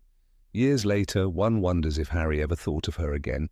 Did he remember the sad girl in the bathroom who once offered him comfort, information, and the strangest kind of attention? Myrtle, for her part, never forgot. She watched from her stall, appearing now and then to share unsolicited advice, tears, or insults. But for one night, in a steaming bathroom full of golden taps and singing eggs, she wasn't just the moaning ghost of a forgotten student. She was someone who dared to feel. Her flirtation with Harry may have been awkward and inappropriate, but it was also her only way of reaching out, of reminding herself that she was still capable of caring. And isn't that, in the end, what we all want? To be seen, to be heard, even if only for a moment. In that bathroom scene, with foam clinging to his skin and a ghost whispering in his ear, Harry Potter was more real than any spell or prophecy could make him. He was human. And Myrtle, moaning, sighing, floating in circles, she was human too, despite everything. And as the candles flickered in their sconces and the bubbles popped around him, Harry had a glimpse, not of danger or prophecy, but of what it means to be lonely, to be looked at, really looked at, even if just for a minute, to be loved awkwardly and ghostly, and to blush because of it. For all the jewels and darkness in the goblet of fire, it was this quiet, ridiculous, beautiful scene that stayed with many readers long after the book was closed. Number 22, Draco Malfoy turned into a ferret. Of all the absurd, brilliant and unforgettable moments in Harry Potter and the Goblet of Fire, few shine with such chaotic hilarity as the moment when Draco Malfoy is transformed into a ferret. It's not just the magic that captures the imagination, it's the pure, unexpected slapstick of the whole situation. A proud Slytherin prince reduced to a fluffy white rodent, squealing in protest while being bounced like a rubber ball. It's a moment seared into the minds of fans who read the book, only to later feel cheated by the brief and underplayed film version. It begins on a seemingly ordinary morning in the Hogwarts courtyard. Tension is brewing as usual between the Gryffindors and the Slytherins. Draco Malfoy, as always, has something nasty to say, and this time he targets Harry with a sneering remark about his scar and supposed fame. "You're not going to last 10 seconds in this tournament, Potter," he says, smugly. "The famous Harry Potter can't even walk down a corridor without someone trying to get a look at that scar." The words drip with disdain, that trademark Malfoy superiority on full display. But this time, Malfoy's venom meets an unexpected match. Standing nearby is Professor Moody, or rather, someone masquerading as him. The man is, in truth, Barty Crouch Jr., hidden beneath Polyjuice Potion, though neither the students nor the staff yet know it. Crouch, disguised as Moody, has been carefully watching Malfoy's behavior, and he chooses this moment to teach a lesson that will burn itself into Hogwarts legend. Without a word of warning, he draws his wand and points it directly at Draco. "I do not like people who attack when their opponent's back's turned. A coward's tactic." That's all the false Moody says before flicking his wand, and with a pop and a squeak, the proud, preening boy vanishes, replaced by a small, bewildered white ferret. The sheer silence that follows is exquisite. It's not the silence of respect or awe, it's the dumbfounded silence of people who have no idea whether they should be laughing or intervening. But Moody doesn't wait for reactions. He acts fast. He scoops up the ferret, Draco, still fully aware of his situation, mind you, and throws him high into the air. The crowd gasps. The ferret squeals. Moody catches him, then tosses him again, higher, harder. "Is that a student?" someone whispers. Then, with what can only be described as wicked glee, Moody flings the ferret down the front of Vincent Crabbe's trousers. The hulking boy lets out a shout of terror, flailing as the furry missile wriggles down his pant leg. Crabbe stumbles, dances, and howls, trying to shake out the ferret, who by now is likely just as terrified as his unwilling host. The absurdity of it is what makes the moment so priceless. Draco Malfoy, so often untouchable and arrogant, is reduced to a tiny, helpless creature, subjected to undignified gymnastics. The cold marble courtyard becomes a theatre of pure chaos, and it's the first time many of the students see a teacher, especially one as fearsome as Moody, deliver instant justice in such a strange theatrical form. J.K. Rowling's writing in this passage is electric with energy and dark humour. She describes how Professor McGonagall comes running, shouting, "Moody, is that a student?" Her voice is sharp with alarm, but she's too late to stop the spectacle. Moody looks up, mildly surprised. "Yep," he says with casual indifference. "Technically." It's the kind of moment that dances on the edge between discipline and comedy, a punishment so ridiculous that no amount of detentions could ever match it. The other professors don't quite know how to react. Flitwick looks appalled, Sprout gasps, and even Snape, usually so quick to defend his house, stands frozen with an unreadable expression. It's as if the entire Hogwarts faculty is unsure whether to scold Moody or laugh. The students, however, have no such confusion. The courtyard erupts with laughter, the kind that echoes off stone walls and lives in memory for years. Even Harry, stunned, can't help but grin. And it's not just the students who are delighted. Ron Weasley, who has spent years suffering under Draco's insults, nearly collapses with laughter. "You've got to admit," he wheezes later, "that was the best thing I've ever seen." Hermione, ever the moral compass, doesn't share in the amusement. "It was a bit excessive," she says, but her voice is unsure, as though even she can't decide whether to scold or smile. The brilliance of this scene lies in how it flips the power dynamic. For years, Malfoy has operated under the protection of his name, his family, and his house. He insults without consequence, he provokes without punishment. But here, in one swift movement, all that privilege is stripped away. He is exposed, vulnerable, ridiculous, and utterly out of control. But there's also something darker beneath the humour. Barty Crouch Jr., even while playing the role of Moody, shows his twisted edge. His enjoyment of the chaos is too sharp, too manic. There's a cruelty behind the joke, a hint of something more sinister. This isn't just a prank, it's a message, a warning, a taste of the instability lurking beneath Hogwarts' surface that year. Later, McGonagall forces Moody to turn Draco back into a human. The transformation is quick, but the damage is done. Malfoy returns with his blonde hair tousled, eyes wide with humiliation. His first instinct, of course, is to run to his father. "My father will hear about this," he hisses, but for once the threat rings hollow. No one is listening. No one cares. For once, Lucius Malfoy's shadow does nothing to shield his son, and that's why the scene is so beloved by fans, not just for its comedy, but for its justice. It's one of the few times in the series where a bully is dealt with in real time, in a way that satisfies every reader who has ever wanted to see the powerful knock down a peg. It's wish fulfillment, delivered in the most absurd, unforgettable way possible. The scene's execution in the book is vivid and layered. Rowling doesn't rush it. She lets the reader savor every reaction, every toss, every squeak. But in the movie adaptation, it's over in seconds. The transformation is brief, the tossing reduced, the humor blunted. Viewers who hadn't read the book were left puzzled. Why was this moment such a big deal to readers? It's because on the page, this wasn't just a joke. It was a window into character, power, and chaos. It was a moment where the rules bent, where the normally ordered structure of Hogwarts faltered just long enough to allow something unpredictable, something deeply satisfying.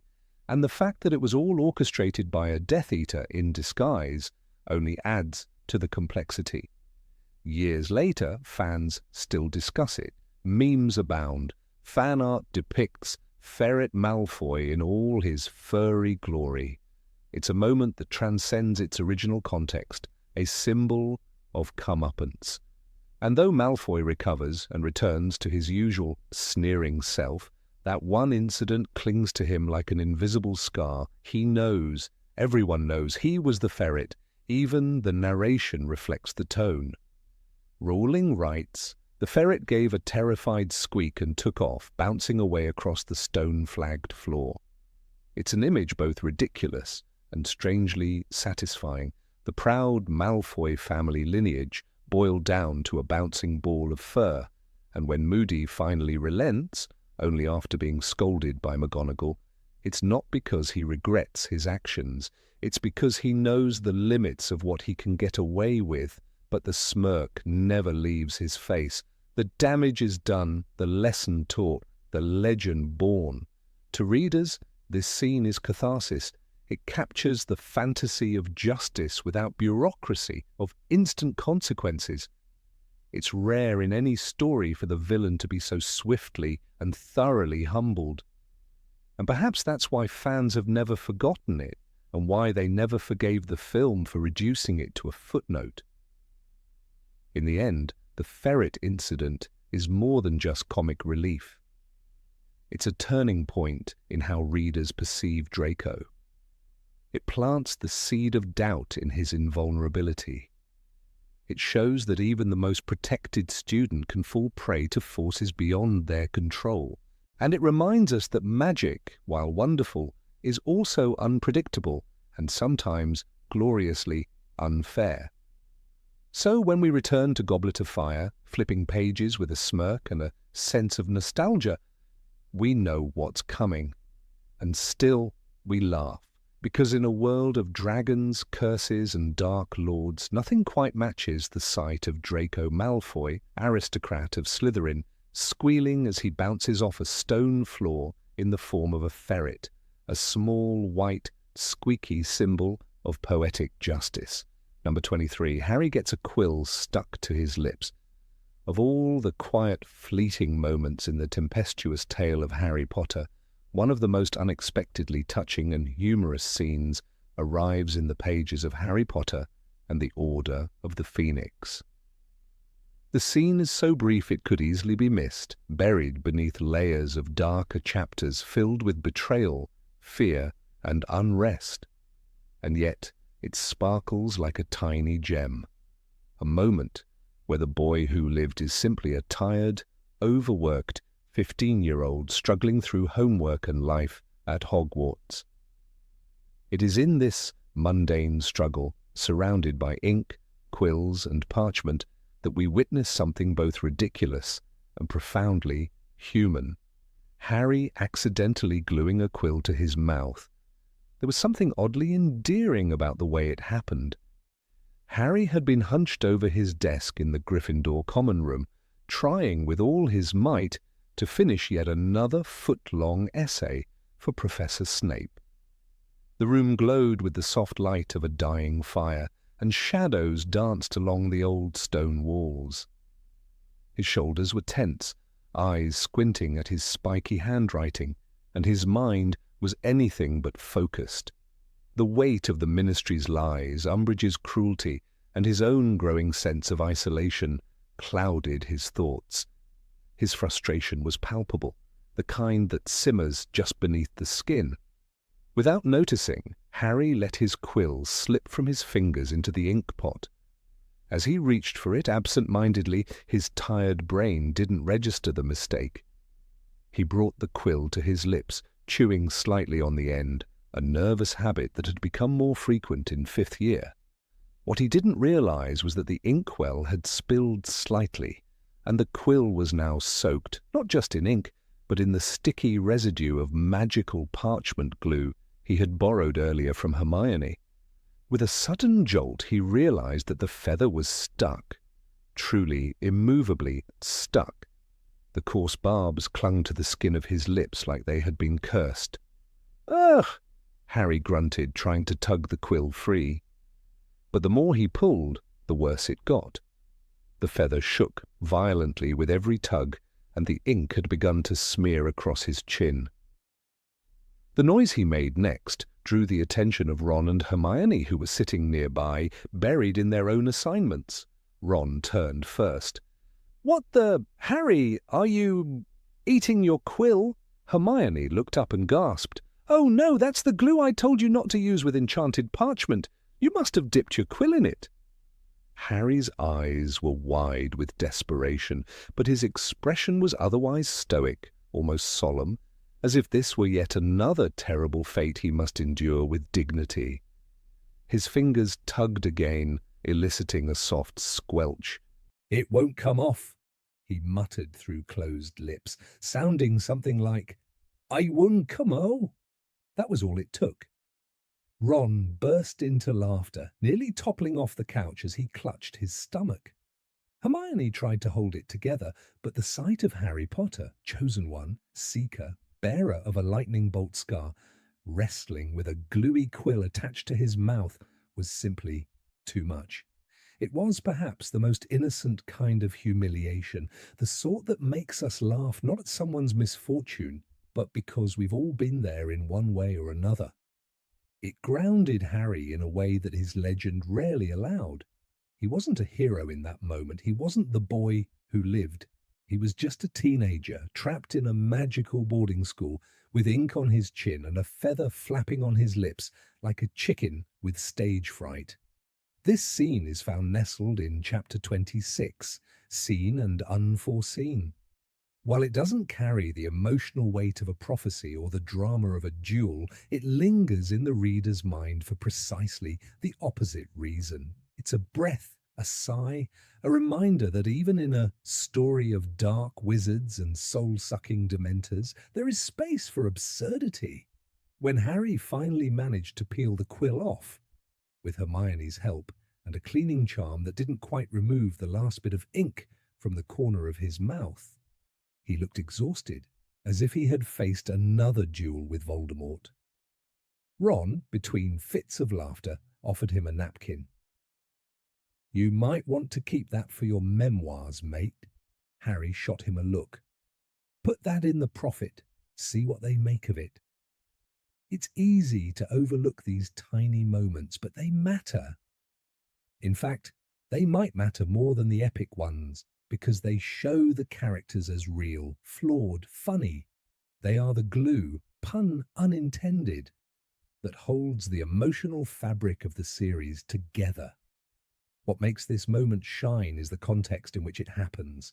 By the time we reach this point in Order of the Phoenix, Harry has endured the trauma of Cedric Diggory's death, the Ministry's denial of Voldemort's return, the horror of Umbridge's regime, and the growing dread of a world turning against him. His dreams are haunted, his friendships strained, and yet here he is, made ridiculous by a feather. It's a contrast so stark, it's poetic, it's storytelling gold, really, the low point that is emotionally cushioned by humour. And Rowling knows exactly how to use it. Her mastery lies not only in crafting complex plots and dark revelations, but in sprinkling just enough absurdity to remind us that even in the midst of war, people live. They joke, they embarrass themselves, they stick feathers to their lips. This moment also serves another purpose. It reinforces the trio's bond. Ron and Hermione don't just laugh at Harry, they laugh with him. Even Hermione, who is often the motherly voice of reason, allows herself to giggle.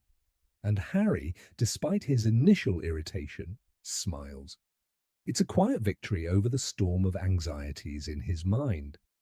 In a way, this tiny incident reminds us that Hogwarts wasn't just a battlefield or a political arena. It was still, stubbornly, a school. And Harry, for all his fame, was still a student. One who didn't read the label on the magical glue, one who chewed on quills, one who wasn't always brave and solemn and noble. Sometimes he was just normal. There's also an unspoken intimacy in this scene, the kind that readers cherish.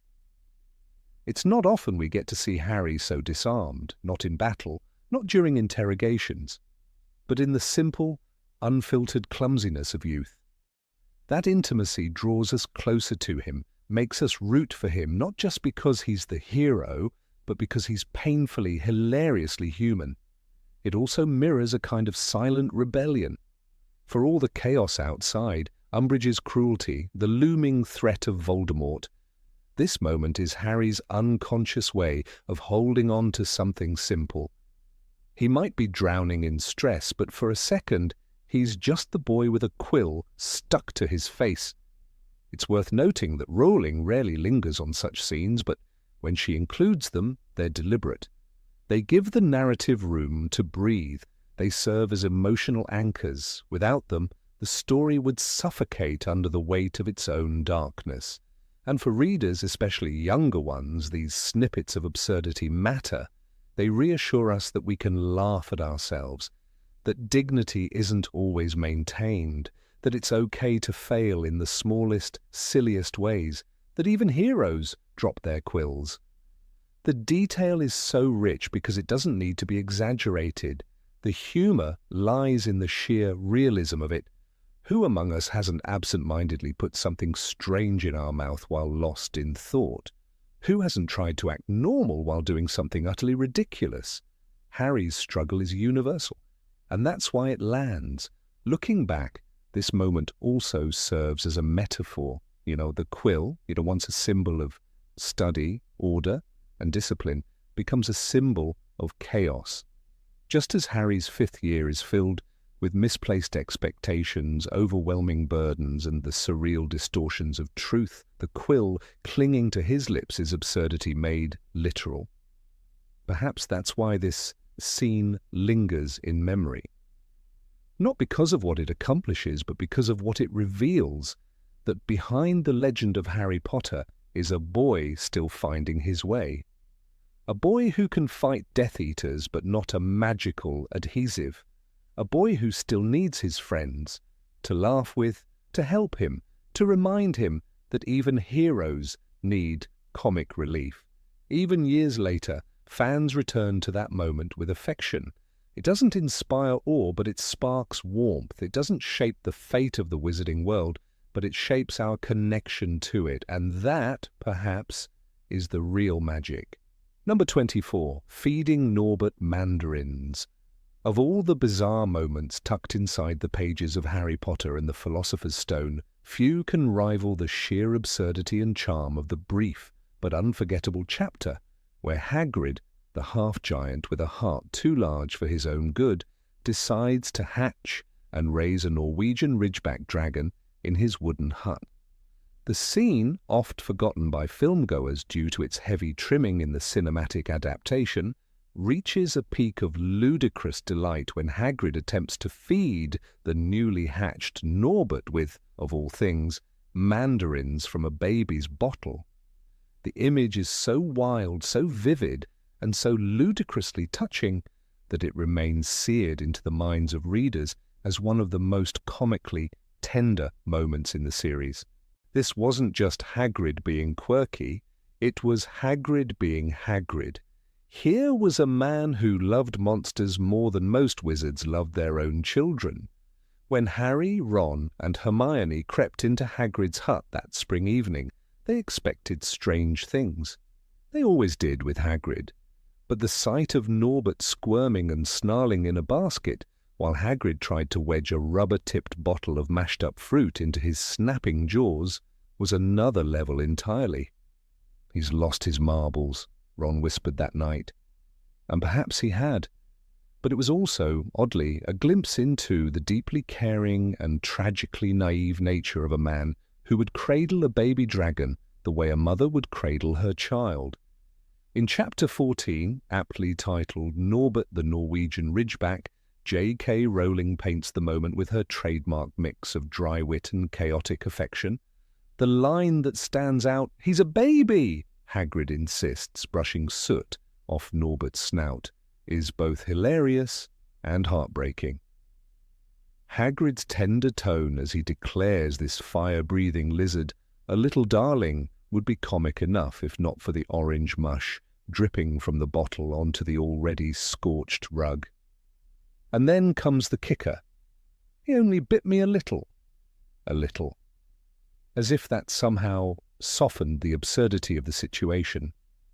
As if a dragon bite was just part of growing up. What makes the mandarin feeding scene so rich is its total lack of logic, and yet its complete emotional consistency. Hagrid isn't trying to train a dragon, he's trying to raise it, to nurture it. And what do baby things need? Bottles and food, obviously. The fact that it's mandarins, a fruit not generally associated with apex predators, makes it all the more endearing. You can practically hear Norbert's disgusted growl as Hagrid coos at him. "Go on, Norbert, that's a good boy. Just a sip. Come on now." Rowling doesn't spare the physical comedy either.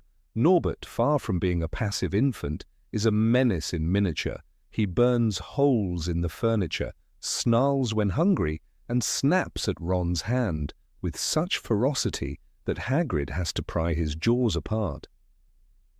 "He's just teething," Hagrid explains brightly, as though Norbert were a puppy gnawing on shoes. It's this contrast between Hagrid's innocent baby talk and Norbert's chaotic destructiveness that turns the scene into a comedic gem. And yet, underneath the laughter lies a poignant truth. Hagrid simply doesn't see danger where others do. He sees potential, beauty, even sweetness. It's Hermione who, as always, tries to bring order to the chaos. "Hagrid, you live in a wooden house," she reminds him sharply, watching Norbert belch out a tongue of flame that nearly sets the curtains ablaze.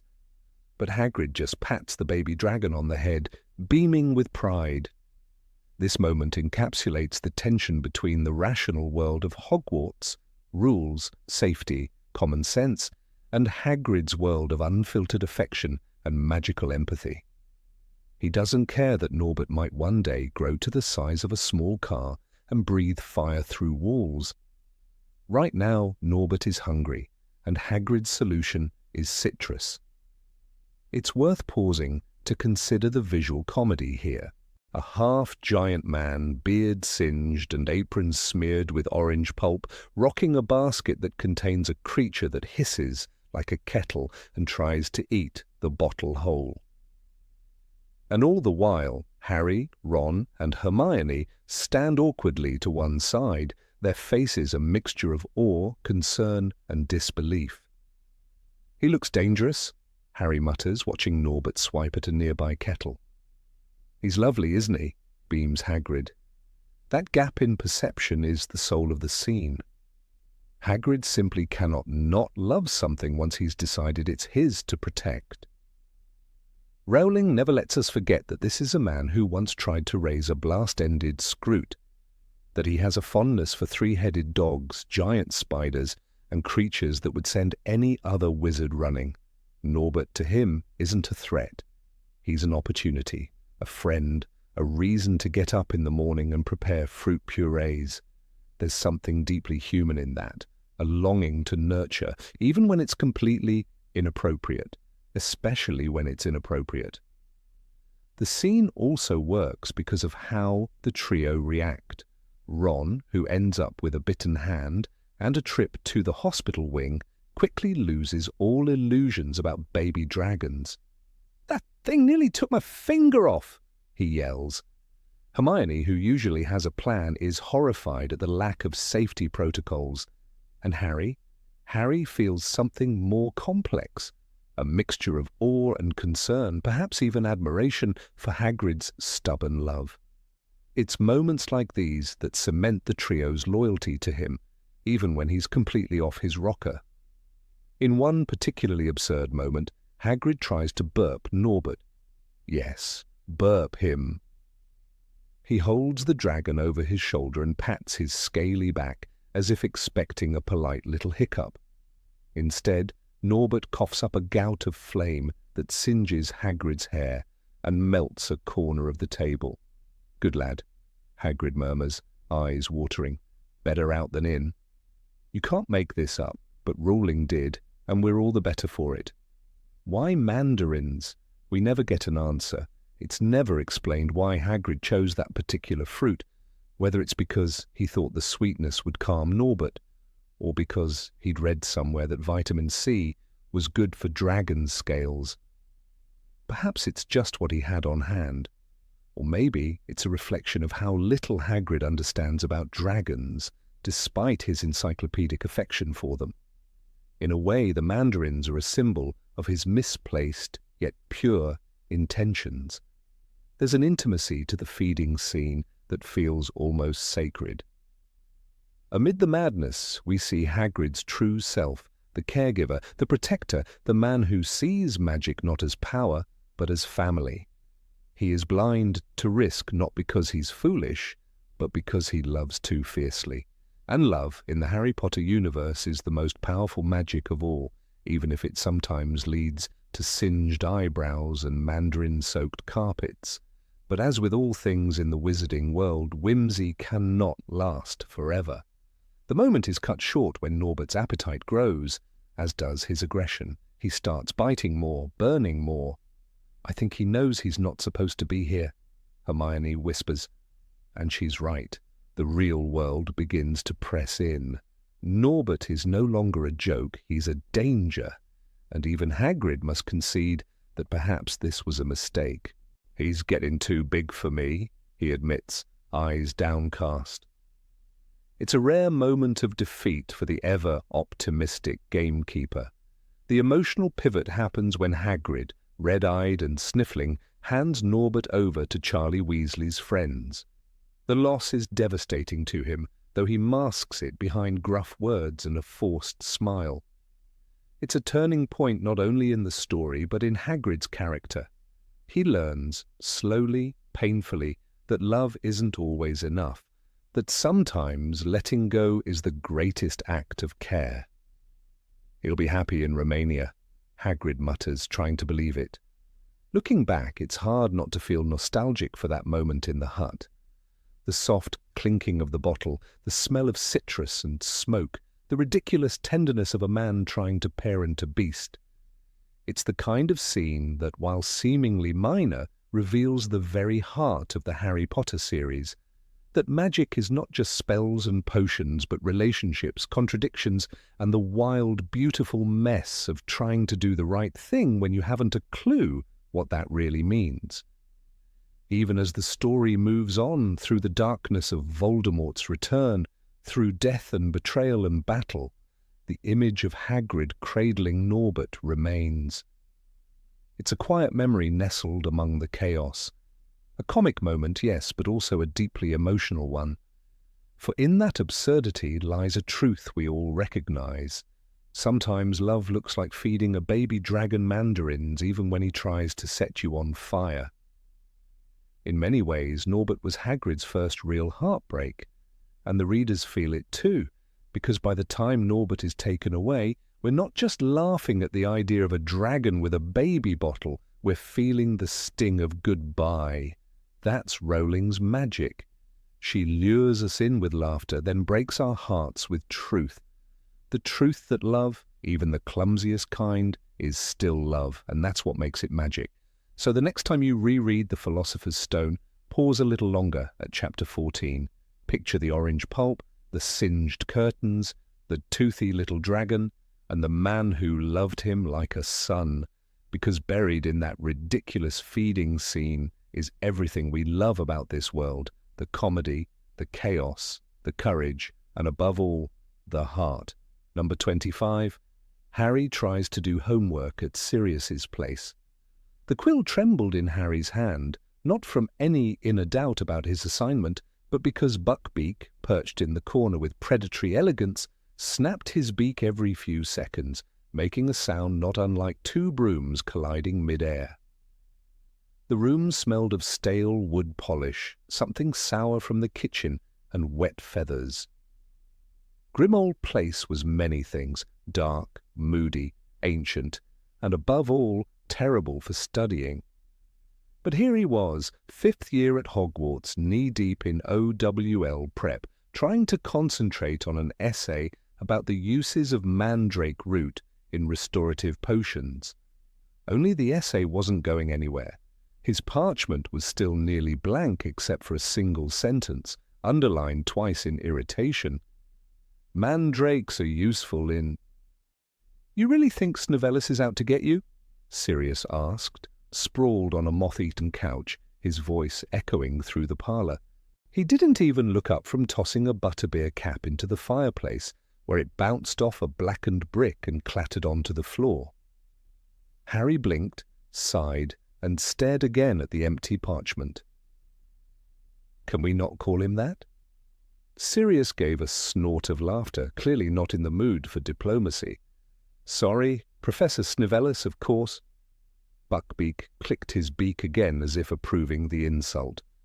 In the corner, a shadow twitched, Creature muttering under his breath about filthy half-bloods desecrating Mistress's drawing room, while vanishing into the next hallway like a moving cobweb.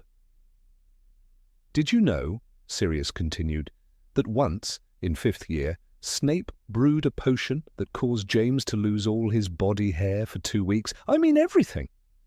He chuckled to himself. eyes twinkling with boyish mischief. Harry rubbed his temples. "Sirius, I really have to finish this." "Oh, come on, you've got all year for homework. You're here for the summer, that counts as vacation." "I've got 6 essays due by the end of break. If I don't start now, Hermione will kill me." At the mention of Hermione, Sirius raised an eyebrow. "She's not here, is she? So relax." He leaned back further, nearly tipping over the armrest, and added with a grin, "I promise not to tell her you're slacking." A loud hoot interrupted their exchange.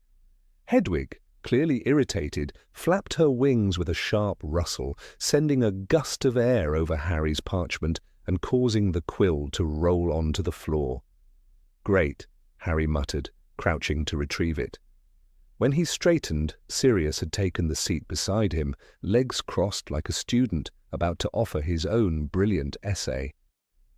"You know," Sirius said with the air of a man who hadn't done homework since 1978, "mandrakes scream when you pull them out of the soil. Maybe add that." Harry stared.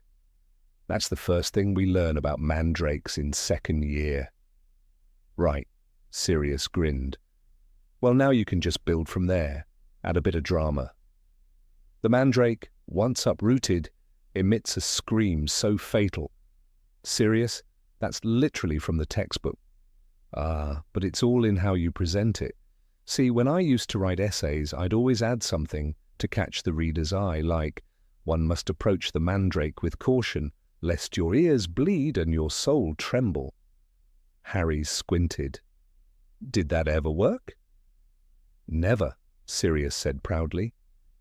But it made McGonagall laugh. Another rustle.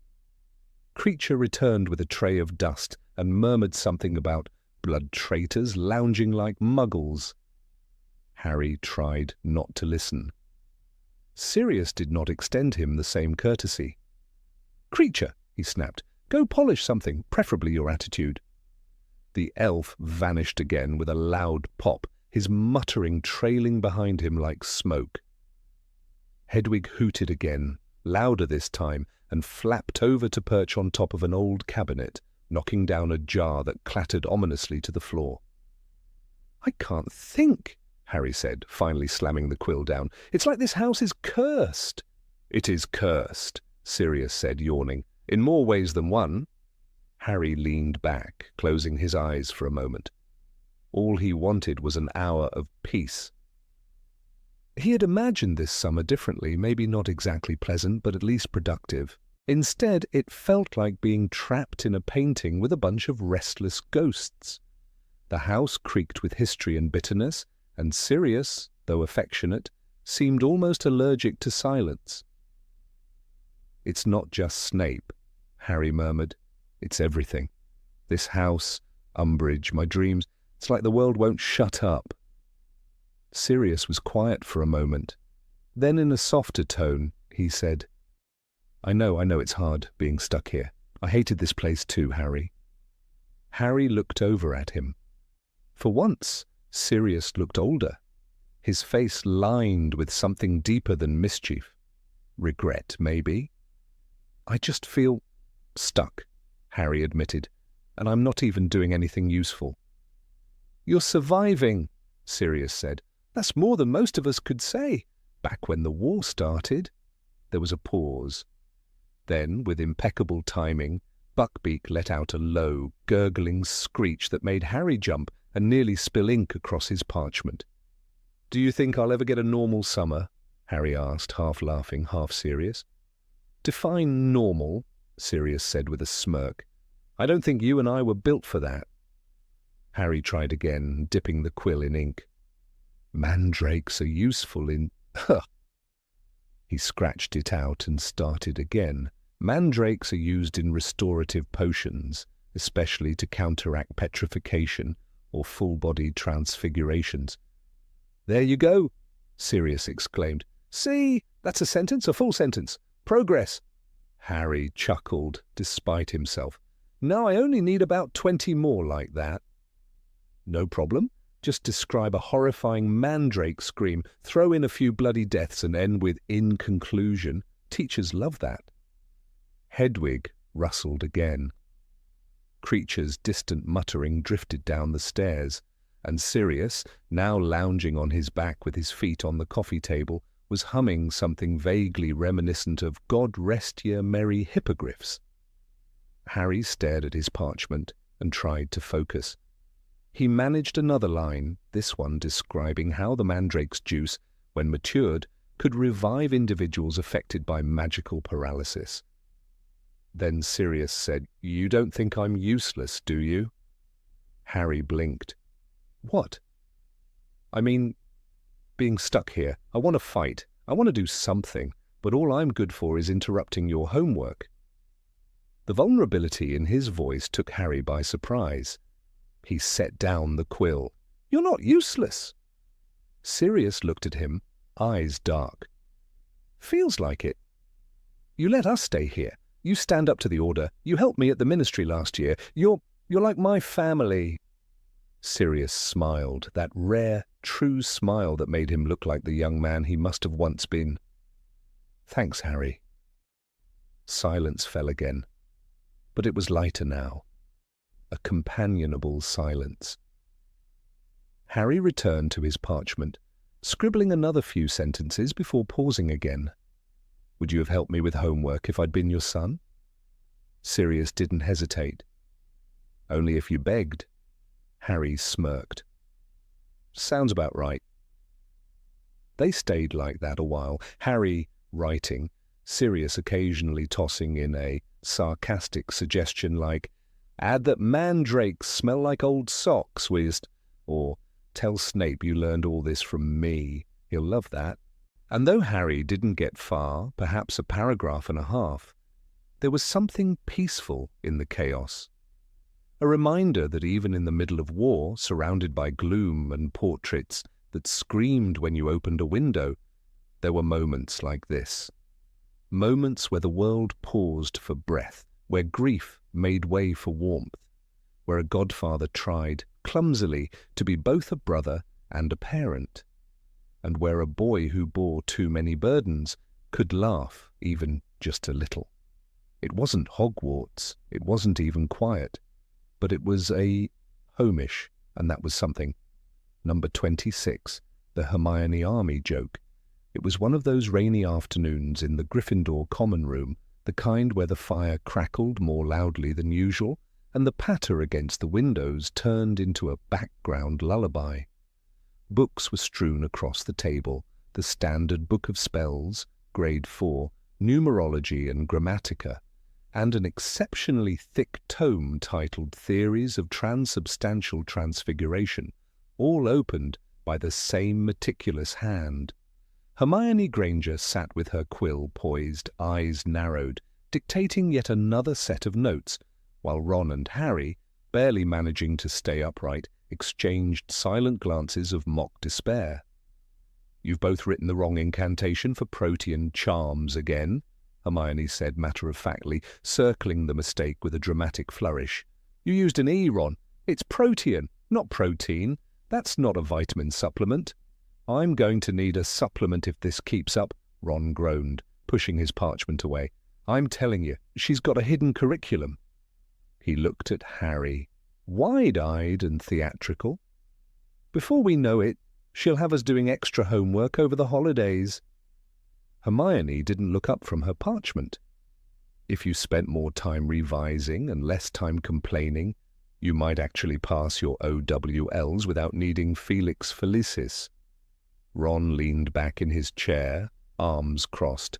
"I swear, mate, she's starting a secret society. Hermione's army, just the two of us. She'll drill us day and night until we collapse from enlightenment." Harry chuckled. And it was at that moment Hermione raised her eyebrows, feigning offence, but a smile tugged at the corner of her lips. It was a moment captured in perfect balance.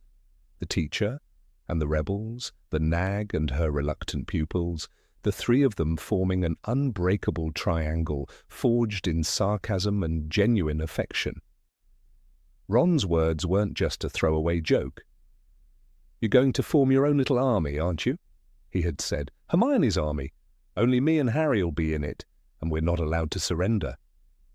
That throwaway line in Goblet of Fire may have been delivered with a smirk, but it hinted at something deeper. The truth was, even before the formation of Dumbledore's army, Hermione had already taken on the role of a general, quietly, persistently, often without appreciation. She had been training them since first year, not in dueling per se, but in survival, in awareness, in thought. Back in their first year, it was Hermione who had reminded them of the devil's snare and the need to relax. It was she who had figured out the logic behind the potions riddle to get through the flames and confront Voldemort. While Ron excelled at wizard chess and Harry was the daring hero, it was Hermione's intellect that saved them time and time again. She didn't need an official army, she already commanded their trust. By fourth year, her leadership had become a fixture of their lives. She was the one who dragged them to the library, assigned them reading material, and tested them relentlessly, though without the need for grades. While Harry often bore the physical scars of his adventures and Ron collected the comic relief, Hermione wore the invisible armor of responsibility. She would never admit it aloud, but Hermione's drive came not only from a thirst for knowledge, but from fear. She feared that without preparation, without structure, without information, everything would unravel. The Triwizard Tournament had thrust them into a realm of international attention, magical politics, and dark omens. It wasn't just about school anymore. Hermione's urgency increased with every page of the Daily Prophet. She watched Harry get swept up in the chaos of the first task and saw how the adults failed him time and again. That only hardened her resolve. If they wouldn't help Harry, then she would. And so Hermione's army was born, not with banners or recruitment posters, but with lectures, corrections, and annotated margins. There was one particular evening, just days before the second task, when Hermione cornered Harry in the library. "You need to start preparing, Harry," she insisted. "You can't just hope something turns up." She thrust magical water plants of the Mediterranean into his hands. "Read this. Now!" Harry had grumbled, but the truth was, without Hermione, he might never have found the gillyweed. Even though Dobby ended up delivering the solution, it was Hermione who laid the groundwork. She asked the questions no one else thought to ask, read the books everyone else ignored, and reminded Harry that surviving the Triwizard Tournament wasn't a matter of luck, it was study. It's easy to forget that behind the heroics, behind the grand spells and magical creatures, lay a tireless young woman scribbling footnotes and cross-referencing charms. Hermione never saw herself as extraordinary. She simply believed there was always more to learn, always something else to prepare for. And if she had to drag her friends along, kicking and whining, she would. Ron's teasing about Hermione's army didn't sting because Hermione knew it wasn't far from the truth. She had already been shaping them for battle, though not in the traditional sense. She sharpened their minds, not just their wands. She trained their judgment, their ethics, their ability to see through deception. The trio's chemistry hinged on this dynamic. Hermione grounded Harry's impulsiveness and Ron's sarcasm with logic and precision. In return, the boys reminded her that there was more to life than grades and rules. They made her laugh, pushed her to take risks, and in a way, trained her right back. Still, the idea of an army with Hermione at the helm wasn't just a joke, it was a prophecy, a prelude. In Order of the Phoenix, when Dumbledore's army became real, it was Hermione who initiated it. She was the architect, the strategist, the one who saw beyond Umbridge's smile and understood what was truly at stake. As she said in Order of the Phoenix, "You don't have to do anything, Harry. Dumbledore's army was my idea, and I'm not sorry. I'm proud." That confidence had been growing since fourth year. She had already run drills, just not with spells. Her weapons had been ideas, her battlefield, the common room, her recruits, the boys she loved like brothers. The banter about Hermione's army wasn't just comic relief, it underscored a power shift. Hermione was no longer the tag-along brain. She was becoming a leader in her own right, someone whose intellect translated into action. The line between knowledge and resistance was starting to blur. Later, when Neville, Luna and Ginny joined Dumbledore's army, they were drawn not just to Harry's fame, but to Hermione's order. The Room of Requirement was their secret base, but Hermione's mental blueprint was the foundation. She assigned schedules, managed security, remember the coins, and ensured no one slacked off. But before all that, before DA, before Patronus practice and stealth operations, there was the small, sarcastic moment at the Gryffindor table. The declaration of Hermione's army wasn't a joke so much as a mirror. It reflected who she already was and what she was becoming. Even during the Yule Ball, amidst dresses and romantic tension, Hermione's demeanour remained firm. She stood up to Ron's jealousy with dignity, reminding him she wasn't there to be defined by his approval. "Next time there's a ball, ask me before someone else does, and not as a last resort," she snapped. That was Hermione, assertive, precise, and never content to be underestimated. It's tempting to paint Hermione as the classic overachiever, the girl who raises her hand too often and corrects everyone's spelling. But that view misses the bigger picture. Hermione wasn't just trying to be right, she was trying to keep her friends alive, keep them grounded, keep them prepared. Hermione's army wasn't built on arrogance, it was built on fear turned into purpose. And Harry knew it. He might have rolled his eyes or sighed through her lectures, but time and again he turned to her. When he needed direction. When the world was too loud, when his scar burned and the ministry lied. He didn't always say thank you, but he followed her lead more often than not. By 6th year, Hermione's influence was so deeply ingrained that even in her absence, Harry heard her voice in his head. What would Hermione say became a subconscious reflex. Her presence shaped his decisions, not by command, but by conviction. Looking back, the moment Ron joked about surrendering to Hermione's tutoring wasn't just funny, it was revealing. He recognized her authority, even if it was through sarcasm. And Hermione, with that half-smile, accepted the title not as a burden, but as a badge. She wasn't leading for glory. She didn't need fanfare or titles. She simply knew that knowledge was power, and power, in the right hands, could save lives. That made her dangerous, in the best way. So when the real army formed, it was merely an echo of something that had already existed. The DA had a name, a roster, and a mission, but the spirit of it, that had always been Hermione's. It began with 3 students in a common room, a pile of books, and a girl who wouldn't let them fail. And maybe that's the legacy of Hermione's army, not as a joke, not as a line tossed between friends, but as the quiet revolution of one girl's determination to prepare her world for the storm she knew was coming. Number 27, Dumbledore talks about knitting. It happens quickly. Blink and you might miss it. In Harry Potter and the Half-Blood Prince, as the night deepens and the cold sets in, Harry and Albus Dumbledore stand quietly before the modest home of Horace Slughorn. The air is crisp, the tension is light. They are waiting for the door to open. It is a small moment, a simple exchange, and yet it reveals more about Albus Dumbledore than many of his grandest speeches. "No, I rather enjoy knitting patterns," Dumbledore says, completely unprovoked. There's no context, no warning, and certainly no follow-up.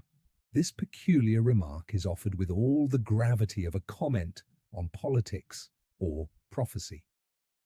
But it's not about the fate of the wizarding world or a secret Horcrux or even about the students of Hogwarts. It is about knitting, and it is utterly, gloriously Dumbledore.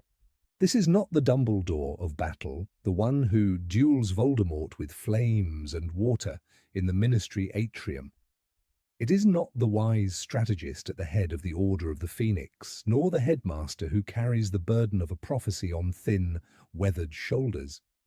This is a man who loves knitting, and that perhaps tells us more than any wand-waving ever could. To understand the weight of such a feather-light comment, one must step back and remember who Dumbledore is to most of us. He is the most powerful wizard of his time, the only one Voldemort ever feared. His very name strikes awe into students and professors alike, and yet here he stands outside the door of an old friend speaking softly about yarn and needles. There is no doubt that Dumbledore's mind operates on several levels at once. He plays long games, sees hidden connections, manipulates time and trust. But he is also deeply eccentric. He is the kind of man who once told Harry, during a solemn moment at the Mirror of Erised, that he saw himself holding a pair of woolen socks. "One can never have enough socks," he mused. "Another Christmas has come and gone and I didn't get a single pair." Was he joking? Probably. Was he serious? Perhaps. That's the charm of Dumbledore. He is impossible to pin down. He speaks in riddles and humour, using whimsy as a mask and sometimes as a weapon. He walks the fine line between being a grandfatherly mentor and a trickster sage. And so when he says he enjoys knitting patterns, it is more than a non sequitur. It is a portal into his inner life. It tells us that amid wars and conspiracies, Dumbledore still finds time for softness. He still finds peace in the repetition of knit one, pearl one. He still values things that have no power except the power to soothe. The line comes right after Harry, trying to be polite, offers him a seat while they wait. Dumbledore, dignified as ever, declines. "No, I rather enjoy knitting patterns." It's delivered so casually that it might be mistaken for sarcasm, but it's not. It's sincere. And because it's sincere, it's unforgettable. What's curious is how little the films chose to reflect this part of Dumbledore. Michael Gambon's portrayal is sharp and formidable. His Dumbledore walks with urgency, speaks with fire, and commands a room like a general. He is magnetic, but he is not the man who collects sherbet lemons or chuckles over knitting. The softness of Dumbledore, the oddball delight, the whimsy, the warmth, was ironed out in the name of gravitas. And something precious was lost, because Dumbledore's eccentricities are not simply quirks, they are clues. They are cracks in the marble, revealing the man beneath the myth. The knitting line is not meant to be important, but it is. It is a reminder that power and tenderness are not enemies, that a man can defeat dark lords and still enjoy quiet hobbies. That complexity is not made only of tragedy and strength, but of joy and gentleness. Dumbledore, for all his power, is a man who values domesticity. He loves sweets. He remembers the taste of lemon drops. He knows the comfort of wool. This is a man who, in The Philosopher's Stone, welcomes Harry to his office filled with spindly silver instruments, a squawking phoenix, and a dish of muggle candy. There is something radical in that. In a world where masculinity is often equated with stoicism, Dumbledore refuses the mold. He wears flamboyant robes. He speaks in parables. He laughs easily and feels deeply. He is as comfortable discussing ancient magic as he is complimenting a plum velvet hat. He is, in every sense, a character of contradictions, and that is what makes him real. In The Goblet of Fire, when Rita Skeeter tries to reduce him to a caricature, calling him a dotty old fool with a fondness for sherbet lemons, we almost laugh. But we also realize that Skeeter, in her venomous mockery, has touched on a truth. Dumbledore is dotty, delightfully so, and his dotiness is part of his power. Imagine him alone in his quarters after a long day of navigating the politics of the wizarding world. He removes his half-moon spectacles. He wraps himself in a richly embroidered shawl. He sits by the fire, conjures some warm tea and picks up a pair of needles. Perhaps he's knitting a scarf for Fawkes or a pair of socks for Hagrid. Perhaps he knits to remember his sister, Ariana, whose memory haunts him like a ghost. Perhaps the repetitive click of needle against needle is a kind of penance or a prayer. We'll never know for sure. But what we do know is this: Dumbledore's love of knitting is not a joke. It is not a throwaway line. It is a confession, one given in a moment of quiet, away from the noise of students and the burden of secrets. In that instant, outside Slughorn's door, he is not the headmaster. He is simply Albus. And Harry doesn't laugh, he doesn't roll his eyes, he simply smiles. Because by then he understands. He knows that Dumbledore's oddities are part of his magic, that his unpredictability is not an act but a philosophy. Dumbledore believes in love, in joy, in silliness. He believes in the power of small things, a smile, a sweet, a stitch. The irony, of course, is that the more we learn about Dumbledore, the more tragic he becomes. His past is stained with ambition and death. His greatest desire to bring back his sister is forever out of reach. He is a man who carries guilt like a second skin. And yet he does not become bitter. He does not become cruel. He becomes kind. He chooses softness, and that is a harder magic than any spell. In Deathly Hallows, when Harry visits King's Cross in that dreamlike afterlife, Dumbledore is finally at peace. He is smiling, serene. He no longer needs to hide behind riddles or play games, but even then his kindness shines. Of course it is happening inside your head, Harry, but why on earth should that mean that it is not real? That line and the knitting one belong to the same Dumbledore. A man who knows that life is not only about great battles, but about small comforts, that what we do in quiet moments defines us as surely as what we do in war. It is a shame that the movies, in their quest for drama, trimmed away these moments. Imagine a scene where Dumbledore, late at night, teaches a first year how to repair a dropped stitch. Imagine the tenderness of that gesture, the way it would echo through the years. Imagine seeing him as the human he is, not just the legend. But the books remember, J.K. Rowling remembers, and so do we, because that one line, "I enjoy knitting patterns," says everything. It says that in a world of danger and darkness there is still space for comfort, that even the greatest of wizards can find joy in ordinary things, that healing can come in the form of yarn, and love can look like a homemade scarf. Dumbledore's magic is not only in his wand, it is in his words, his choices, his ability to laugh when he could cry, to forgive when he could punish, to knit when he could command. And so the next time you read that passage, don't skip over it. Don't dismiss it as a joke. Read it again. Let it sit.